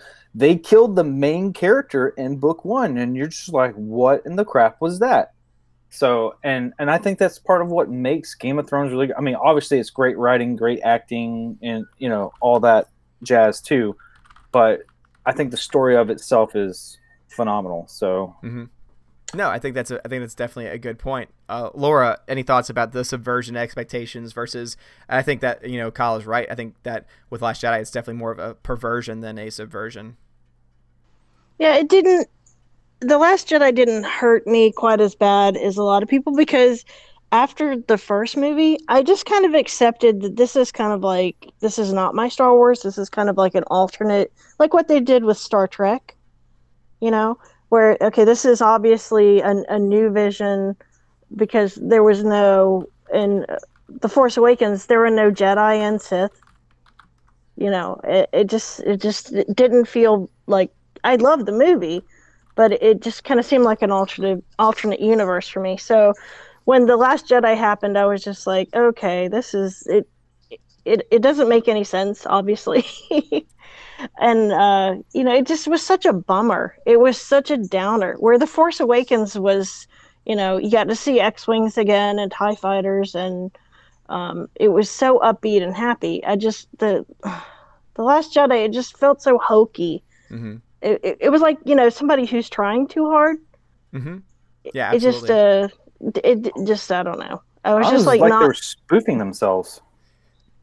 Oh God, did you see the deleted scene in the elevator? No. Yeah. Oh God, Yeah. so bad. So like they're all Finn and Rose and DJ or Don't Join. Yeah. Yeah, DJ Yeah. is they're in an elevator and the Imperial March is playing like elevator music overhead. And it was just like, Uh, so glad I didn't see that until now. oh It's my just horrible. goodness. And that also makes sense too with everything else that he does with the movie, because remember, that's how he destroys Hux. He makes Hux into a joke. He turns it into a Yeah. hello, I was distracting you, and then all of a sudden now there's no gravity in space. Oh, but they were magnetic. Oh, but you never said they were magnetic bombs. That doesn't make any sense. And then it's like, oh Well, no, you it's still could, working. Oh gosh, there's so many things, yeah, so you could many. tell when you read the novelization, you could tell that they were trying to fix things. Whereas like the other novelizations were written kind of at the same time as the movie. This one, obviously, they were trying to fix some You flaws. read the novelization of The Last Jedi? Yeah, no, Oh I'm man, I'm how was it? I don't uh didn't help. Didn't Hey, help at Laura. all. Yeah. Laura, didn't correct me if I'm wrong, but didn't Uh-huh. I heard this in the Last Jedi novelization? Didn't they say something about Luke Skywalker having a wife? There was this weird entry chapter where Luke is married on Tatooine. It's like he never left Tatooine. I have no idea what I didn't even understand what that was about. It was weird. That's weird. I don't remember. They did like retcon. They tried to explain why Rey was such a great pilot. They had her in a flight simulator because it looked like Jakku had enough going on that they would have a flight simulator laying around. But In the Oh yeah, desert. no, do they really? That's how they explain it? yeah, Oh my yeah. gosh. And there were a couple other things where it was like, okay, that just doesn't even work. Yeah, that's a problem. See, like a novelization, you think is just supposed to kind of like bring more context and supposed to just fill in some of the I guess some of the mental gaps, you could say. Like for example, Revenge of the Sith. Everything that was presented in the novelization in that first, which in the movie is like the first 5-10 minutes of the movie, and in the book is like maybe like 30 minutes or so. It doesn't change anything. Like nothing has changed. Like everything that happens on screen is presented in the novel. The only difference is that you get it from a different perspective because you get the internal monologue, the internal dialogue, and everything like that. The problem with yeah, that's true. and I feel like, obviously I haven't read the rest of it, so I don't know if they add anything else to it. Obviously they can add more things contextually, but it sounds to me like both these novelizations, The Force Awakens and The Last Jedi, have both the desire to specifically fix problems, to specifically fix open, story problems, story issues. And to me, that just makes clear that the people writing the stories, that the people putting these things together for the films are rushing, kind of going back to what we were saying before, because you wouldn't have to do that if you had a good, consistent story.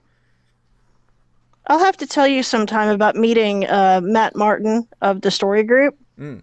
I have to tell that. Maybe I'll make a video or something. Okay. All right. That was interesting. Guy has like no background in like writing or anything. Well, oh yeah, that's right. Yeah, I remember I did a video because it was Saltier Than Crate, which is one of the best subreddit names I think I've ever heard in my life.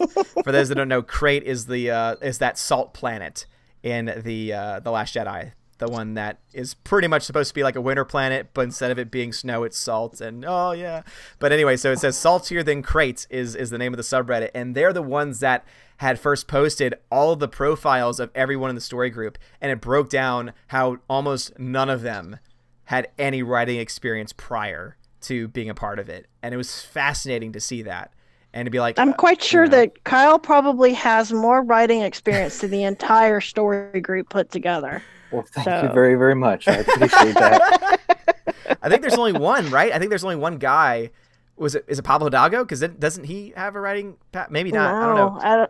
I don't think he's written anything either. Okay, because I think I want to say there's one person, like one or two people that you're like you look to and you say, okay, they have some writing experience or some Star Wars experience, etc. So the rest didn't. The rest were just brought in, and the fact that even in the articles themselves, they basically say that they were diversity hires.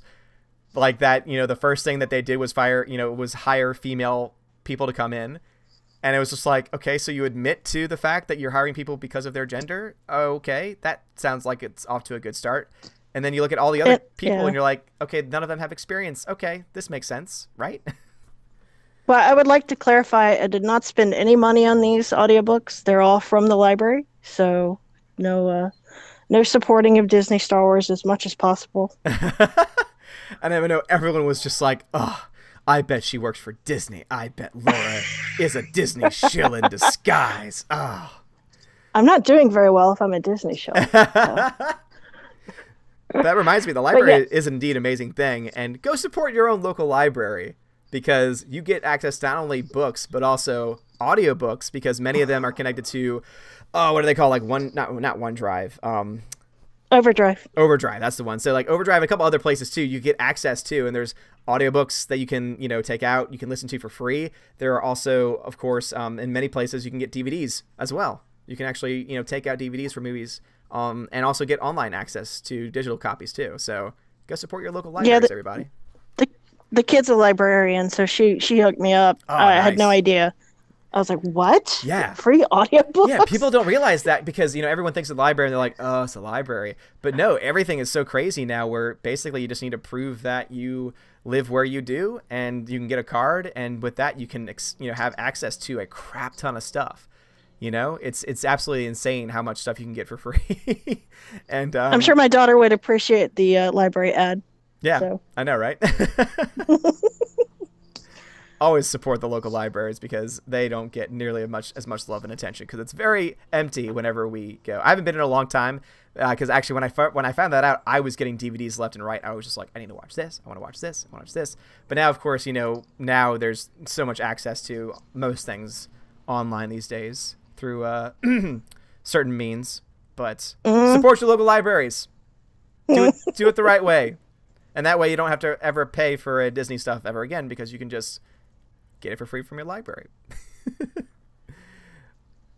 So let's go ahead and start to just maybe wrap things up a little bit, because we've been going for about an hour and a half or so. We can do another 10 minutes or so. Really? It's been an hour and a half? Oh, yeah. It doesn't feel like an hour and a half. Oh, my God. It goes fast. Yeah, We'll do another 10 minutes, too, because we were about 10 minutes late before we actually started the stream itself, because we were talking for about 10 minutes beforehand. So we can go for another, 10 minutes or so. But I guess, as far as, because, again, want to make sure that putting Kyle on the spot is one of my favorite things now. I want to make sure that he's able to, really support all of, I really want to support Kyle and his work here. I noticed that in your other work, the one that you sent me, The Bearer's Secrets, that there is some adult content in there. With Demon's Fate, is there also adult content? Is it something that is meant for a certain audience, or okay, so that's a very good question. Generally speaking, I write adult level content, curse words, violence, sex, nudity, whatever the case may be. Anything that you would find in a rated R movie, you'll find in my books. Okay. Now with the Demon's Fate, you still have the language, the violence. There is innuendo sex, but there's not an actual explicit scene of it. So it's more of a PG-13. I mean, yeah, there's no actual and then they got down and this is how they did it. No, it's more like it's a fade to black, and then the next time that you see them, they're in their room, but everything's finished. So you got the idea. They talk about how they did it or whatever, or that they did it, and then but there's no I don't want my 16-year-old to read this. Yeah, okay. So you would say that it's appropriate for older teens and up? Yeah, I think so, because I think by the time they're 16, they pretty much know more than their parents at that point. So. Well, nice, because I know there are probably some people that are thinking about it, and obviously we want to always make sure that we have all that information out there for everyone to be able to know. But is there anything else that you kind of want to say about it? Are you excited that it's released? Are you? Yeah, I am, man. Everyone was like, dude, you gotta do this one. You gotta do this one. And it was such a stark difference compared to what I normally write that I was just like, it just doesn't even feel like my novel. It feels like someone else's. So it was definitely a challenge. And must take every challenge and conquer it. Not only conquer it, I must destroy them. So I think that's my Aries coming through there. But yeah, so it was definitely a challenge, and I was like, I will succeed. And here we are. Okay, nice. That's awesome. Would you say that this is your favorite book? Ooh, it's my favorite sci-fi book. Okay. How many sci-fi books have you had? One.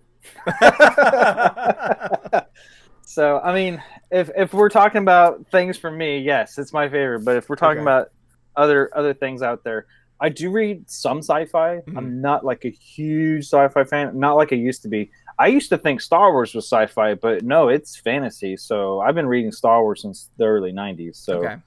But as far as your own work, you would say that is this the one that you like the most that you've written, or is there a way to compare, like, you know? Okay.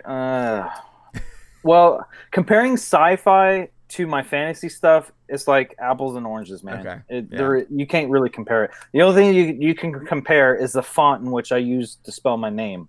So, yeah, it's just they're totally different tones, totally different in everything. So, okay, if you did read The Bear of Secrets and then you picked up this, you're like, are you sure it was written by the same guy? So, well, I guess that's a good thing too, is because it shows that there's that level of creativity, and that is something I think that is, as we've been talking about in movies, television.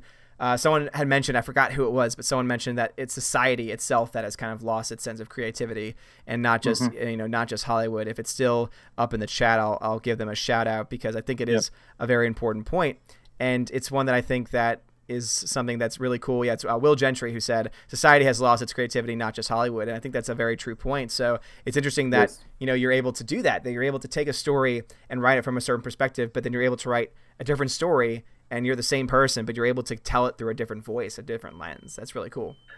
Yeah, and I'm not going to say, oh, that's the hallmark of a great writer, but there are authors out there who really can, book to book, change how they write and deliver their story, and you're just like, are you sure that's them? But then you got some other people who write and they use the same style, but it's such like a cornerstone of them that you wouldn't want them to change anyways.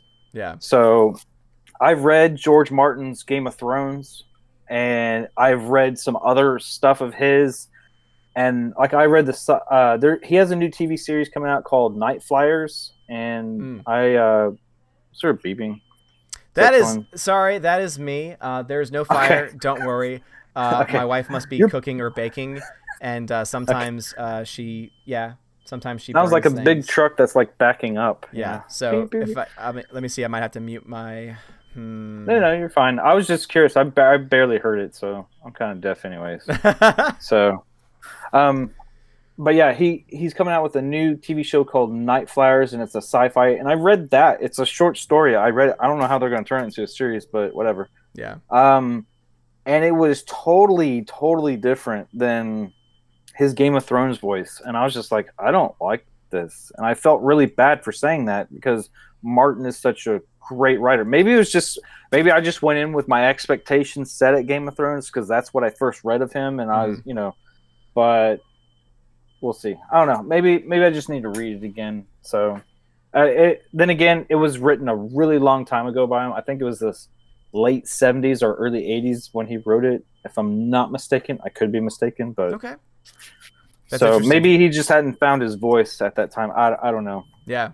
So. And also, thank you for people in the chat. Apparently, it's not too loud for them. So thank you, Mad Mitch, for letting me know. Because if it is too loud, please let me know. Because I can obviously mute my microphone, at least for the people. Because obviously, for those that don't know, the way that I have it set up is because obviously I got the Hangouts window. Sorry, I always forget my directions over here. There we go. I got my Hangouts window over here, and they're hearing me through my webcam microphone, and you guys are hearing me through my actual my Blue Snowball microphone. And so if it was too loud, please let me know, because obviously, and don't worry, there's according to my wife, everything is fine. But she appears not to be able to get the just fan it. One of the biggest Pull the problems. battery. One of the biggest problems that we have is that in our kitchen with our oven, we don't have a kind of like a smoke ventilator, because you know how like most ovens and most stovetops. And now my dogs are in here, and so now they're upset because there's something beeping and they can't get to it. But usually you have kind of like that thing that sucks out all the smoke and everything and takes care of it. We don't have that. So pretty much any smoke that comes off from anything that might be even slightly burned stays in our house. And so you have to like open up the windows and everything. It's this whole thing. So yeah. So if anyone says that the beeping is too bad, please let me know. Super Flyers asked a question. I mean, Super Anime Gamer asked, didn't Night Flyers get canceled? I don't think so. I think, man, anything with George Martin's name on it is probably selling right now. So it could. No, I think it's a sci-fi. To be honest, I think it's going to be on the Sci-Fi Channel. So I could be wrong. I readily admit that I could be wrong, but I don't think so, man. All right, and I'll go ahead. I'll look that up. They also got like 5 Game of Thrones shows coming out. So I mean, yeah. I seriously doubt anything with his name on it is getting canned. So, according to this, it was an hour. Night Flyers. It had a 6 out of 10 on IMDb. Seasons 1, 2018. So, it may have... Oh, they already came out with the season? Looks like it, at least, unless it's something different. It may only be 1 season long. One of those special, like, season things. Because it's like a novella. It's very short. Yeah. Well, it's not like very short, but it's pretty short, and that's why I was like, they turned that into a series. How?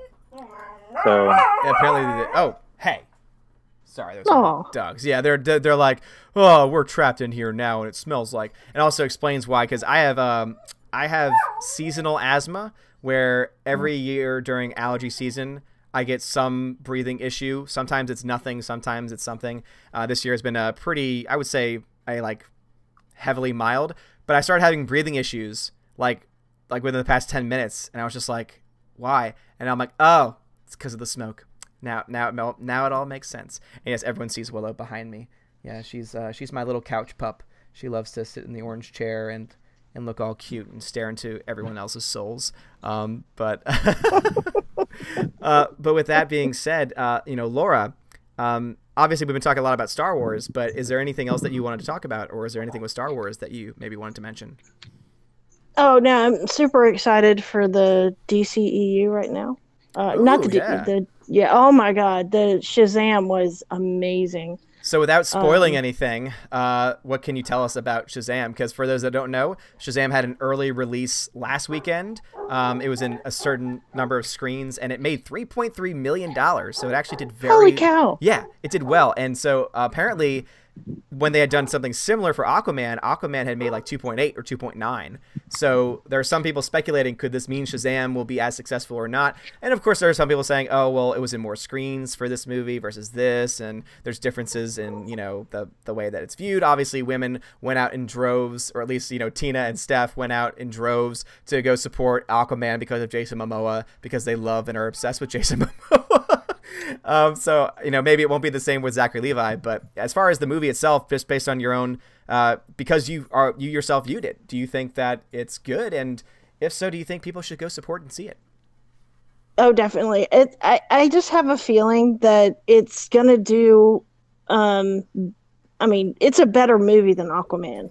Oh, by far, and how dramatic and heart-touching it was what was surprising to me, because you look at the character design of Shazam, and he even admits, he's like, this is ridiculous. He's like, I didn't get to pick my costume, okay, but it was, I never laughed so hard in a theater, and people beside me were just like, I did not expect what this, they just figured it would be like big but a superhero movie.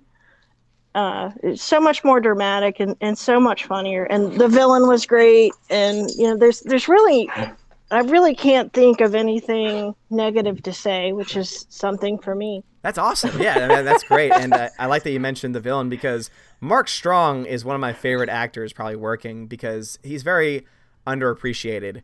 He plays some of the best villain characters.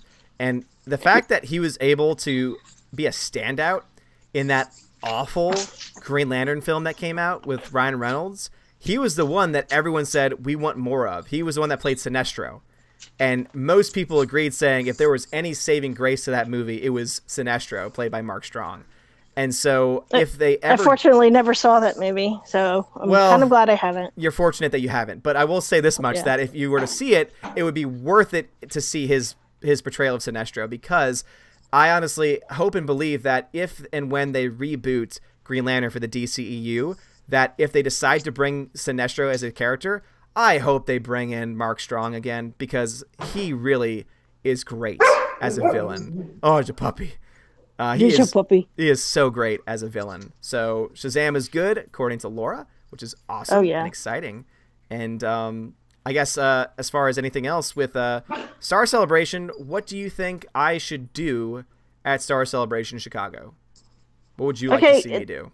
The one thing I want you to be careful of is if you buy your badge secondhand, you might want to check with how you're supposed to register for the panels.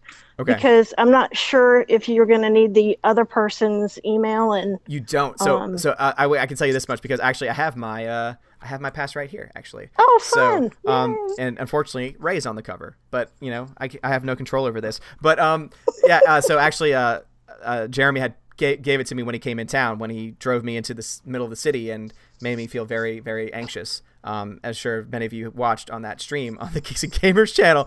But one of the things cool is that you go online, you put in the code, and you register your pass. And so my pass is registered to me. So it hadn't been registered beforehand or anything. So it's my name, my email attached to the actual card itself. I don't think the app is active yet, at least not that I saw. So once it's active, I know that's when you can start to, sign up for various panels and such. So you were saying just...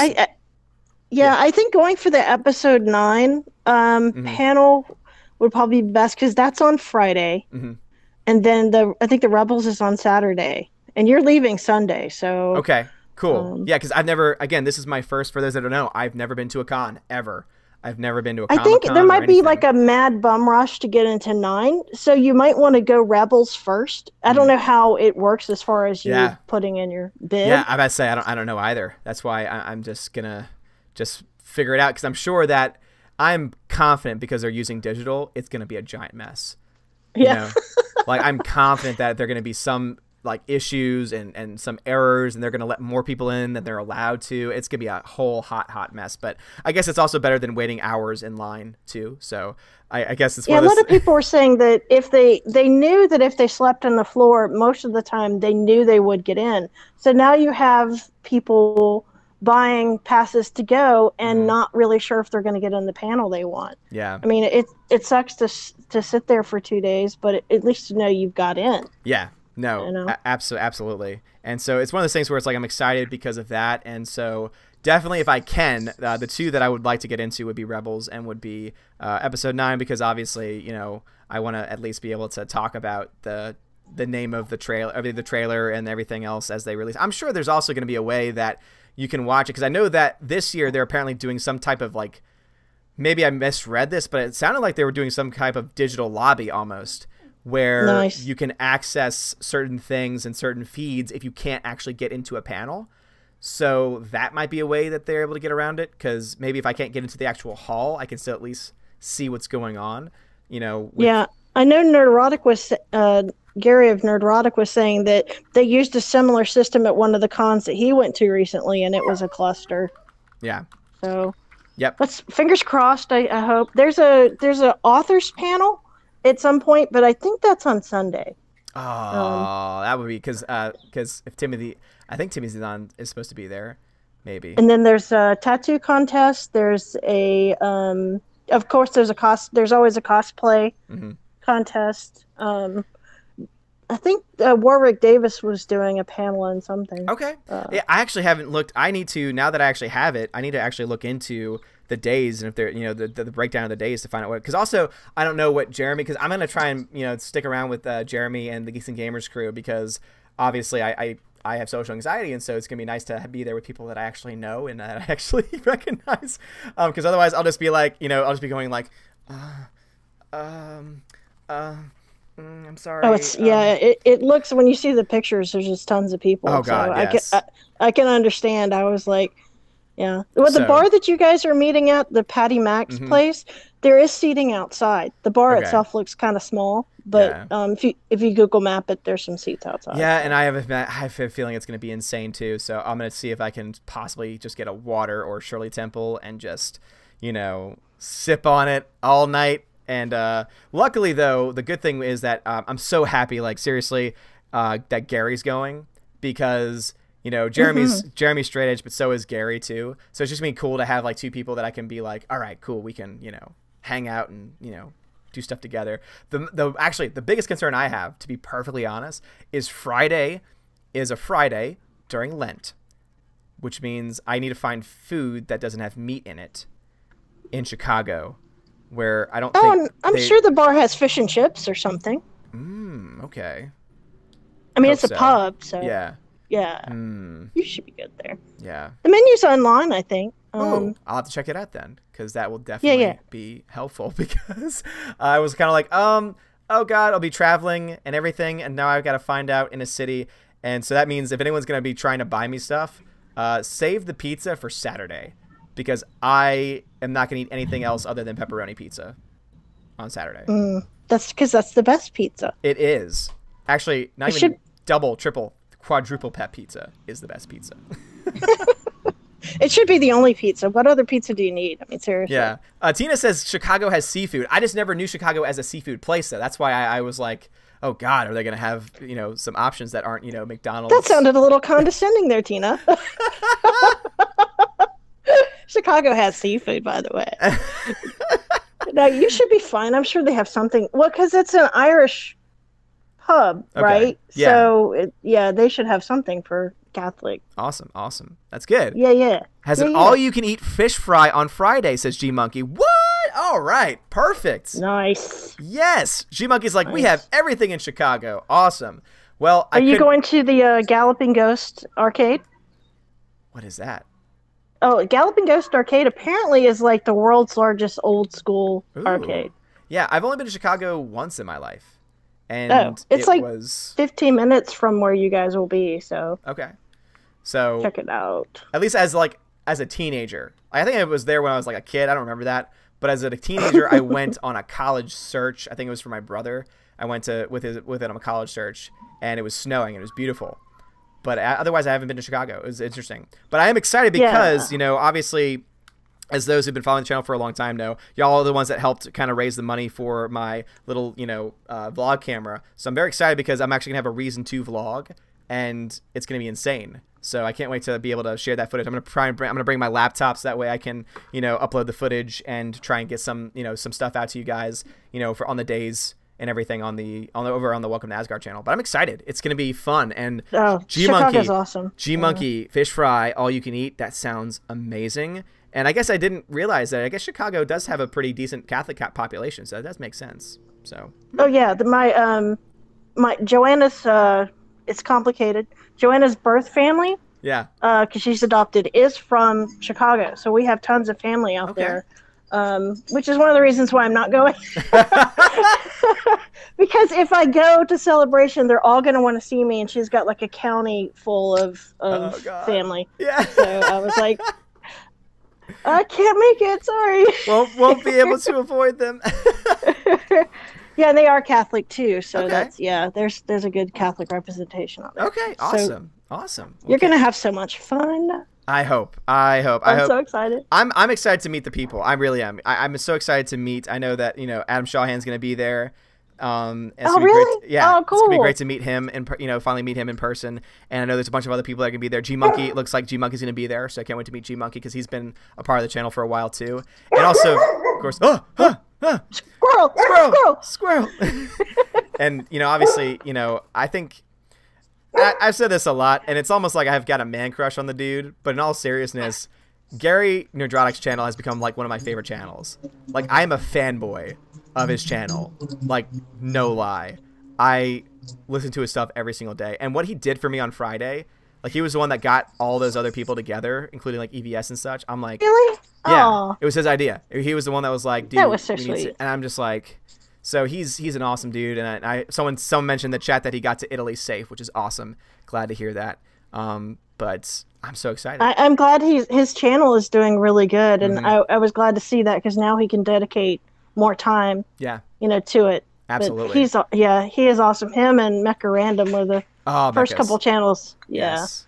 So I don't know if she's going or not, but if she's in the area, that'd be cool to meet her as well. The one that actually, it's funny because we were talking about how all of us are going, and the one that I'm concerned a little bit for safety, to be honest.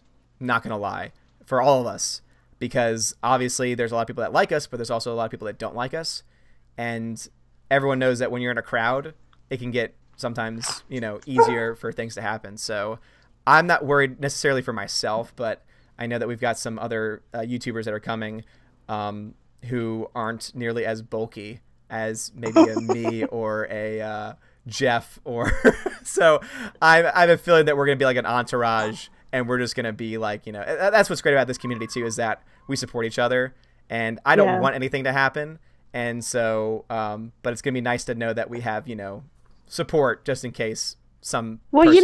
if anybody touches Anna, like EVS will go for full New Jersey on them, and and Jessie can take care of herself. We know that. Yeah, so absolutely. Just everybody watch each other. Yeah, everybody watch each other's back. Yeah, no, yeah, for sure. Well, there was a stream, Odin, that you guys had where you guys were talking about putting Anna in the middle around, and actually that's a really good idea. Like, I mean, she is really tiny. I don't know. Anna seems to me like the kind of person, like if you pushed her, I think she would just like go, berserker on somebody. For sure. That. Yeah, I can totally see that. Yeah. Absolutely. But obviously, you do, especially when you talk to them, talk to everyone, in the chats, in the streams and everything, you care a lot about them. So you want to make sure that everyone's as safe as possible. So, and then of course you have to look into the size and everything. And she's definitely going to be the smallest among all of us. So yeah. I think Ivan can fight too, right? Ivan he's got has training. He's got some martial arts training. So for sure. Yeah, we'll definitely be, as someone said, we're going to be in a pack, and it's going to help out a lot. And hold on, Peabody says, you want to borrow some magpies for air cover? Yes, absolutely. Just try to relax and have fun. I don't like crowds either. Yeah. I know it can be stressful, but just you got a lot of people there for you. I'm sure once I'm there, it's going to be fine. But and Ruthie will be there. Yeah. Yes, that's true. Thank goodness. That's right. I guess once I'm there, I'll be fine. But Kyle, so birthday, still your birthday. Happy birthday again. Thank you. Do you want to have all day to celebrate it? Do you want to reveal your age? So I'm starting to celebrate now. This is my glass full of vodka. Oh. No, I'm kidding. I was saying it's a lot of vodka. If that was the case, I would just left it in the ball or something. Yeah. No, man. Yeah, it's too early. It's still 9:30 in the morning. So, but okay. So I don't remember anyone actually getting it right, but there it is so you guys can guess better. So can you give me all right, so can you give are you in your 30s? I'm between 25 and 45.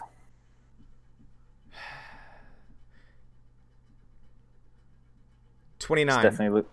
Definitely looks like she's about to go crazy. Give us the age. 29.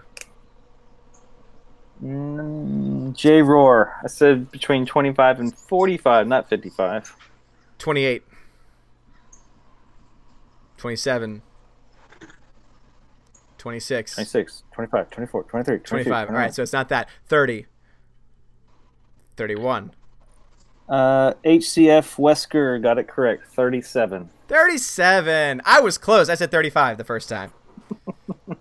I can guess age sometimes. Alexander says you're 16. Happy 16th birthday. Sweet 16 Dude, to Kyle. If I could be 16 over again, knowing all that I know, if I could go... Dude, trust me. As a high school teacher, I look at every single day and I'm like, oh, the things that you guys just don't realize. To go back in school with knowledge. So many different things. So many. If I could go back to that age, I think I actually might apply myself in high school. I was just kind of like, I was just like, I have to be there. I have to do this, and I cannot fail because that means I'll be here longer. So, well, happy 37th birthday. Thank you. That's awesome. And also, congratulations on the book release today as well. Hopefully everyone's gone to check that out, and either to buy it or to bookmark it, and to get a sample maybe, and to see if it's something that you might want to read further into. I would, again, support our guy, support our channel, support our friends. Thank you very much. Absolutely. And so yeah, they can do a download sample. I think it's like 10% of the book or something like that. And if you cannot figure out whether you want to read it within 3 chapters, then maybe I failed as an author. So. And Stephanie, thank you again for posting a link to the Kindle. And you were saying earlier that it's available on Kindle and that the paperback should be available soon, but there's just been some processing issues. So yeah, so with the Kindle, you can do a pre-sale now, which is really cool. It's a great function. So I had that stuff ready and on there like 10 days ago, but for the paperback, you cannot do a pre-sale. And if you push the publish button too soon, it'll actually come out before your pre-sale. And if you do it too late, well, then you have something like this. So they have up to 72 hours to approve it.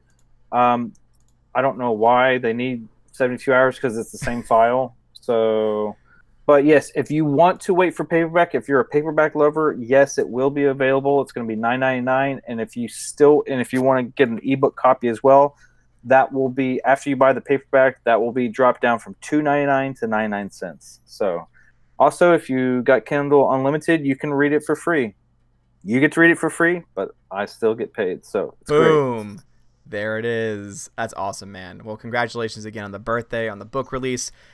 Please keep me posted. Thank you. And let me know if there's anything that I can do on my end to help you promote it. I would say ad post. Go ahead and do like a tweet or something, and then I can, retweet it. That way I can try and get, Okay. I don't have a crazy amount of followers, but hey, I think every bit helps. Every bit helps, and of course I'll put it in the Discord as well, since I have the ability to tag every person in the post and such. So that way, again, we can get as many people as possible. Jay Rohr asks, "Are you going to have a hardback copy?"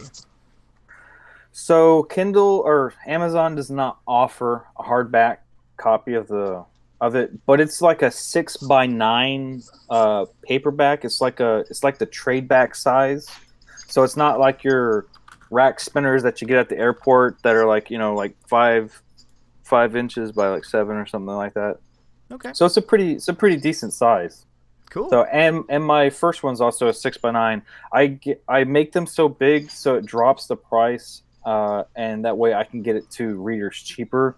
I make pennies on the dollar when it comes to paperback. So, and no one's really gonna take the chance on an indie author if he's asking $17 for a book, that you absolutely know nothing about. So yeah, I try to get it way down. Yeah, and Viperus makes a good point, and I totally feel like, he says, I don't like digital books like video games and movies. I like holding physical versions of them.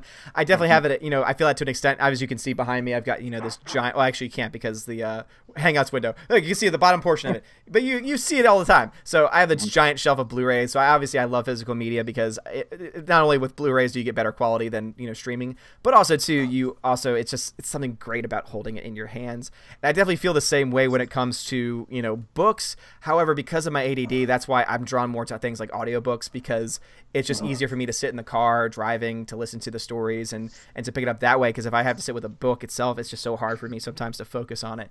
But I'm glad to know that we can do a text to. I'll have to try that out, the text to speech feature, text to speech feature, and see if that's able to translate it pretty well for the most part. Yeah, it's the only thing is it's going to be slightly robotic, but I have one of those on one of my softwares that I have. So like when I'm done editing it, I'll go back and actually listen to the whole chapter, because sometimes even when I'm editing, I don't catch things, and it's hearing it when they say, like, I don't know, choose and chose.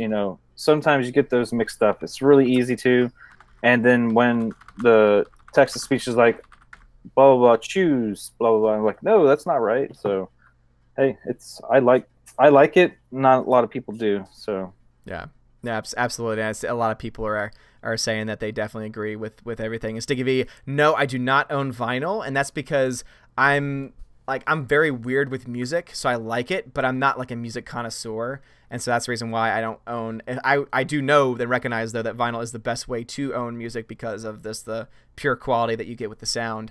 But I do not own any myself. My dad is a big vinyl person though, and one of the things that was sad was during Katrina, some of his vinyls got damaged. But luckily he was able to salvage some of them, and I know that he was able to replace some of them as well. But one of the coolest vinyls he had was actually as a Jethro Tull. I was saying this the other day, Jethro Tull is one of my all-time favorite bands, and if you don't know, there's a song called Thick as a Brick, and the song is actually 44 minutes long because it's got different movements to it, but it always comes back to like the central theme of the song, and it's its own album. It's its own vinyl because of how long it is. And so that was one of the ones that he has. So it's really cool. And then Rannick says, nothing goes over reading a good book and enjoying some mead to go with it. Don't you think? Well, if I drank, probably. But definitely I can. There's a part of me that wishes I could just like have that, sitting in a comfy chair, curled up with a nice book, and enjoying all that stuff. I wish that I could do that. But unfortunately, that is just not in the cards for me sometimes. But anyway, Sarah Johnson just joined the channel, so welcome to the channel. Guys, Laura and also Kyle, thank you so much for joining me on this stream. I had a lot of fun talking to you both. And thanks for having me. Absolutely. And any last minute things, any last minute shout outs that you want to give? Laura, start with you. Any shout outs that you want to give or any other things you want to say? Yeah, I'd like to shout out my wonderful wife who just walked past me with a corn and tri-tip, putting it on the smoker today. So that's going to be and baseball apparently is on. Yes. What's your team? Oh, the Oakland A's. Okay. I can respect that. The Athletics. I can respect that. I'm a Red Sox fan, but I do like the Oakland. What? Unsub. Unsub. He's a Red Sox fan. How dare he? The reason why is because my brother actually went to Boston U, and so because of that, my first ever Major League Baseball game was in Fenway Park, and I fell in love. I was just like, oh my god, this park is amazing, and ever since then I've been a fan. So. I do understand that because I do love my daughter was in Massachusetts for a while, so I do love Boston. Yeah. So yeah, understandable. Kyle, do you have a team? Kyle's muted. Sorry, yeah, I muted myself so I don't interrupt and like if there's a loud car coming by. So, are you talking about baseball? Yeah. Not really.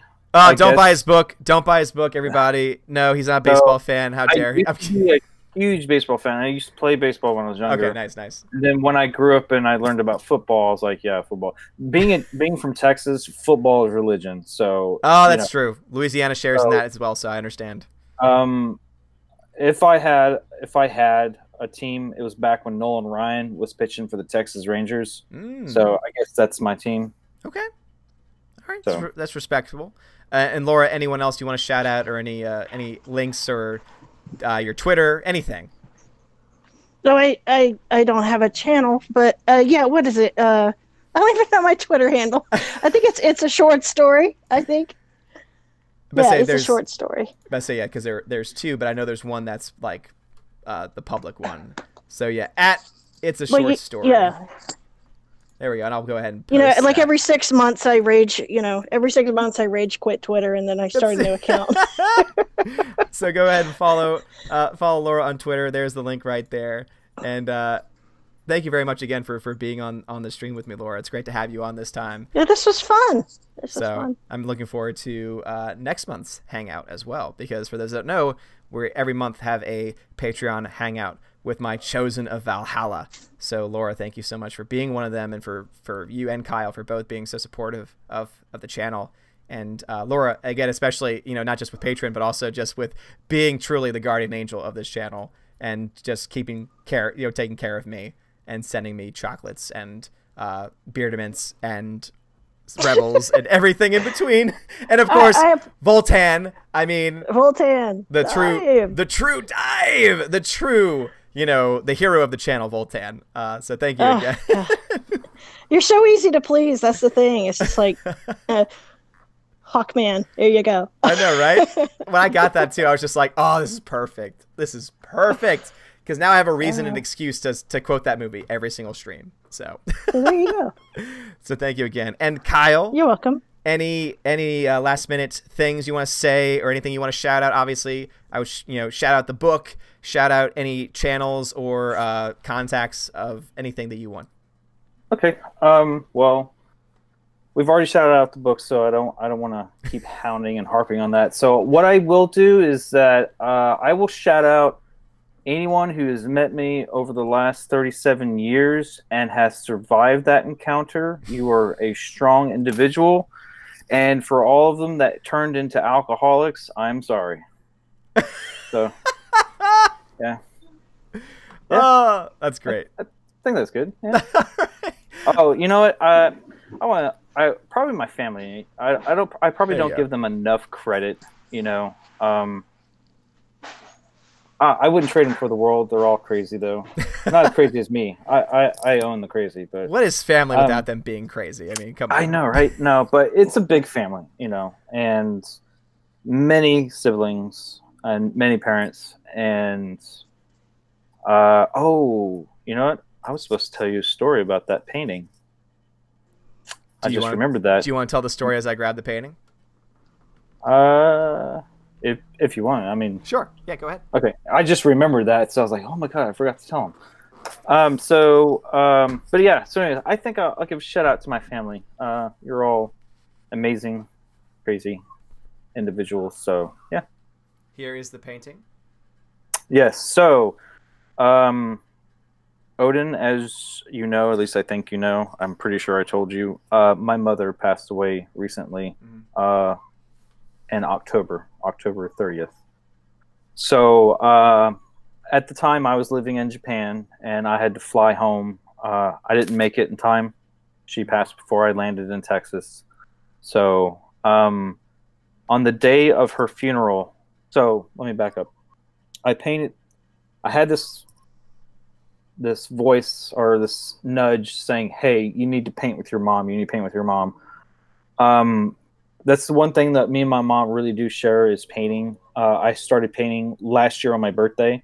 And I painted a painting with her, and it was very similar to this one. And I painted with her via FaceTime while she was in, not the hospital, but a doctor's or like a rehab thing, recovery area.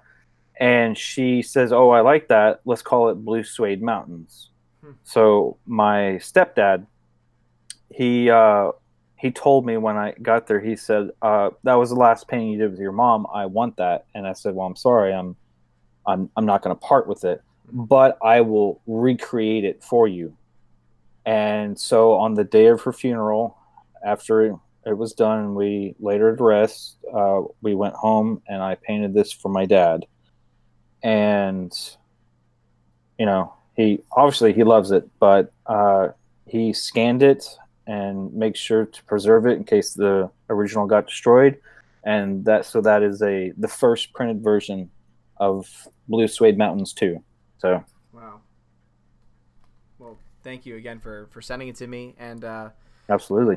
Thank you for telling me that, because now, of course, it's beautiful. Has a lot more meaning. Absolutely, yeah. And it's beautiful. It really is.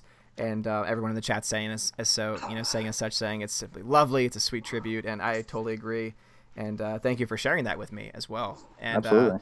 Of course, my heart goes out to, because I know that there's a lot of people who I know, and that's why I love everything that's been happening. You step back for a second, and you think back, and you think, I think back on the channel, and I think back of where we are now, and how it's been going, and many people here have been with the channel for a long time, like you two especially have been with us for such a long time, and it's just insane to me just how many good people there are, and how they all have found, like, how we almost have all just found each other and are so supportive of each other.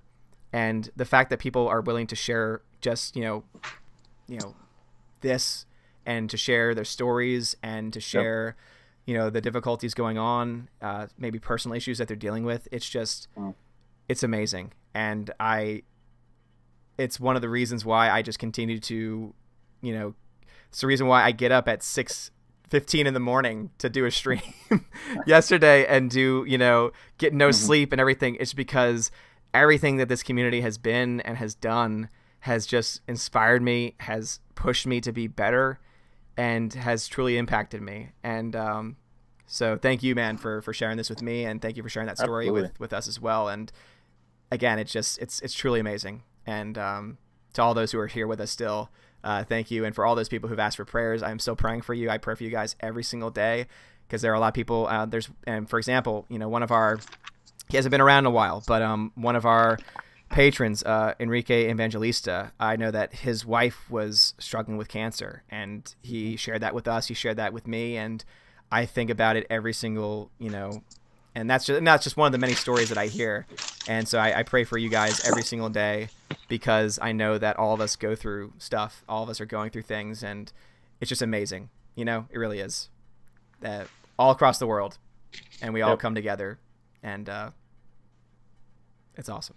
So, Kyle, thank you very much, man. I really do appreciate that. Absolutely. You're very welcome. And now I know I just shouted out my family, but now I'm going to throw one of them under the bus. So you should have gotten that in December, man. That's when you should have gotten that printed version. But my dad, he's a little slow on the ball on getting it out. But you know what? He is faithful and determined, and he did get it out to you. So. Well, thank you, man. I do. I mean, again, I think that, the fact that it exists, I think is, the important thing. So, and I got it. And now it's definitely something. And I have not forgotten. I'm going to, cause I think you wanted Anna to take a look at it as well. And yes. I think that, I think that, that's something that I can definitely do. And, awesome. You're awesome. You, Laura, awesome. And, Laura, you still there? Oh, yes, I'm still here. Sorry, just listening. Great. And so thank you both for being here, for being supportive of the channel, for just being awesome people. And also, of course, gotta shout out the rest of my patrons as well. So huge shout outs to A Grey Jedi, Adam Shawhan, Albertus Magnus, Aman Yosef Marcos, Delete System 32, Dion, Edward Coleman, Enrique Evangelista, Entertainment Hacker, Frank the Tank and the Shawhan Wiener Dog Clan, Harold Francis, the Hunka Chunka Funka Monka, Inflamed Wood, Intertrap Productions, Jason Clark, Jeffrey Toon, Jonathan Jerembeck, Laura Story, who's with us right now, Matthew Kadish, Mr. Peabody and his evil twin, Outpost Dyer, Kyle, who's with us right now, Perpetual Punster, Projar Sarif, Proper Jeremy, Darkstar 57, Shenglong, Sir Lance Elato, Teodora, the K-Man, the DJ D Show, Those Two Ball Guys, Tina B, and Wolfgang Lange. You're all my patrons. You're all beautiful, amazing people. Everyone in the chat right now as well. You are all amazing as well. Thank you for your support. Thank you for supporting this stream. I know that it's a Sunday. I know that YouTube has not been sending out notifications for some reason because YouTube is broken, but we carry on nonetheless. And thank you again to Kyle and Laura for being here. And we'll talk for a little bit after the stream ends as well, before I head out for the day. But for everyone else, thank you so much for being here, for joining. Have a wonderful, wonderful day. Enjoy the rest of your weekend. Enjoy the rest of your Sunday. And I think that, I think Kyle helps kind of end on a good note where, if you have family, do something special for them today in honor of this. So thank you guys. And as always, God bless.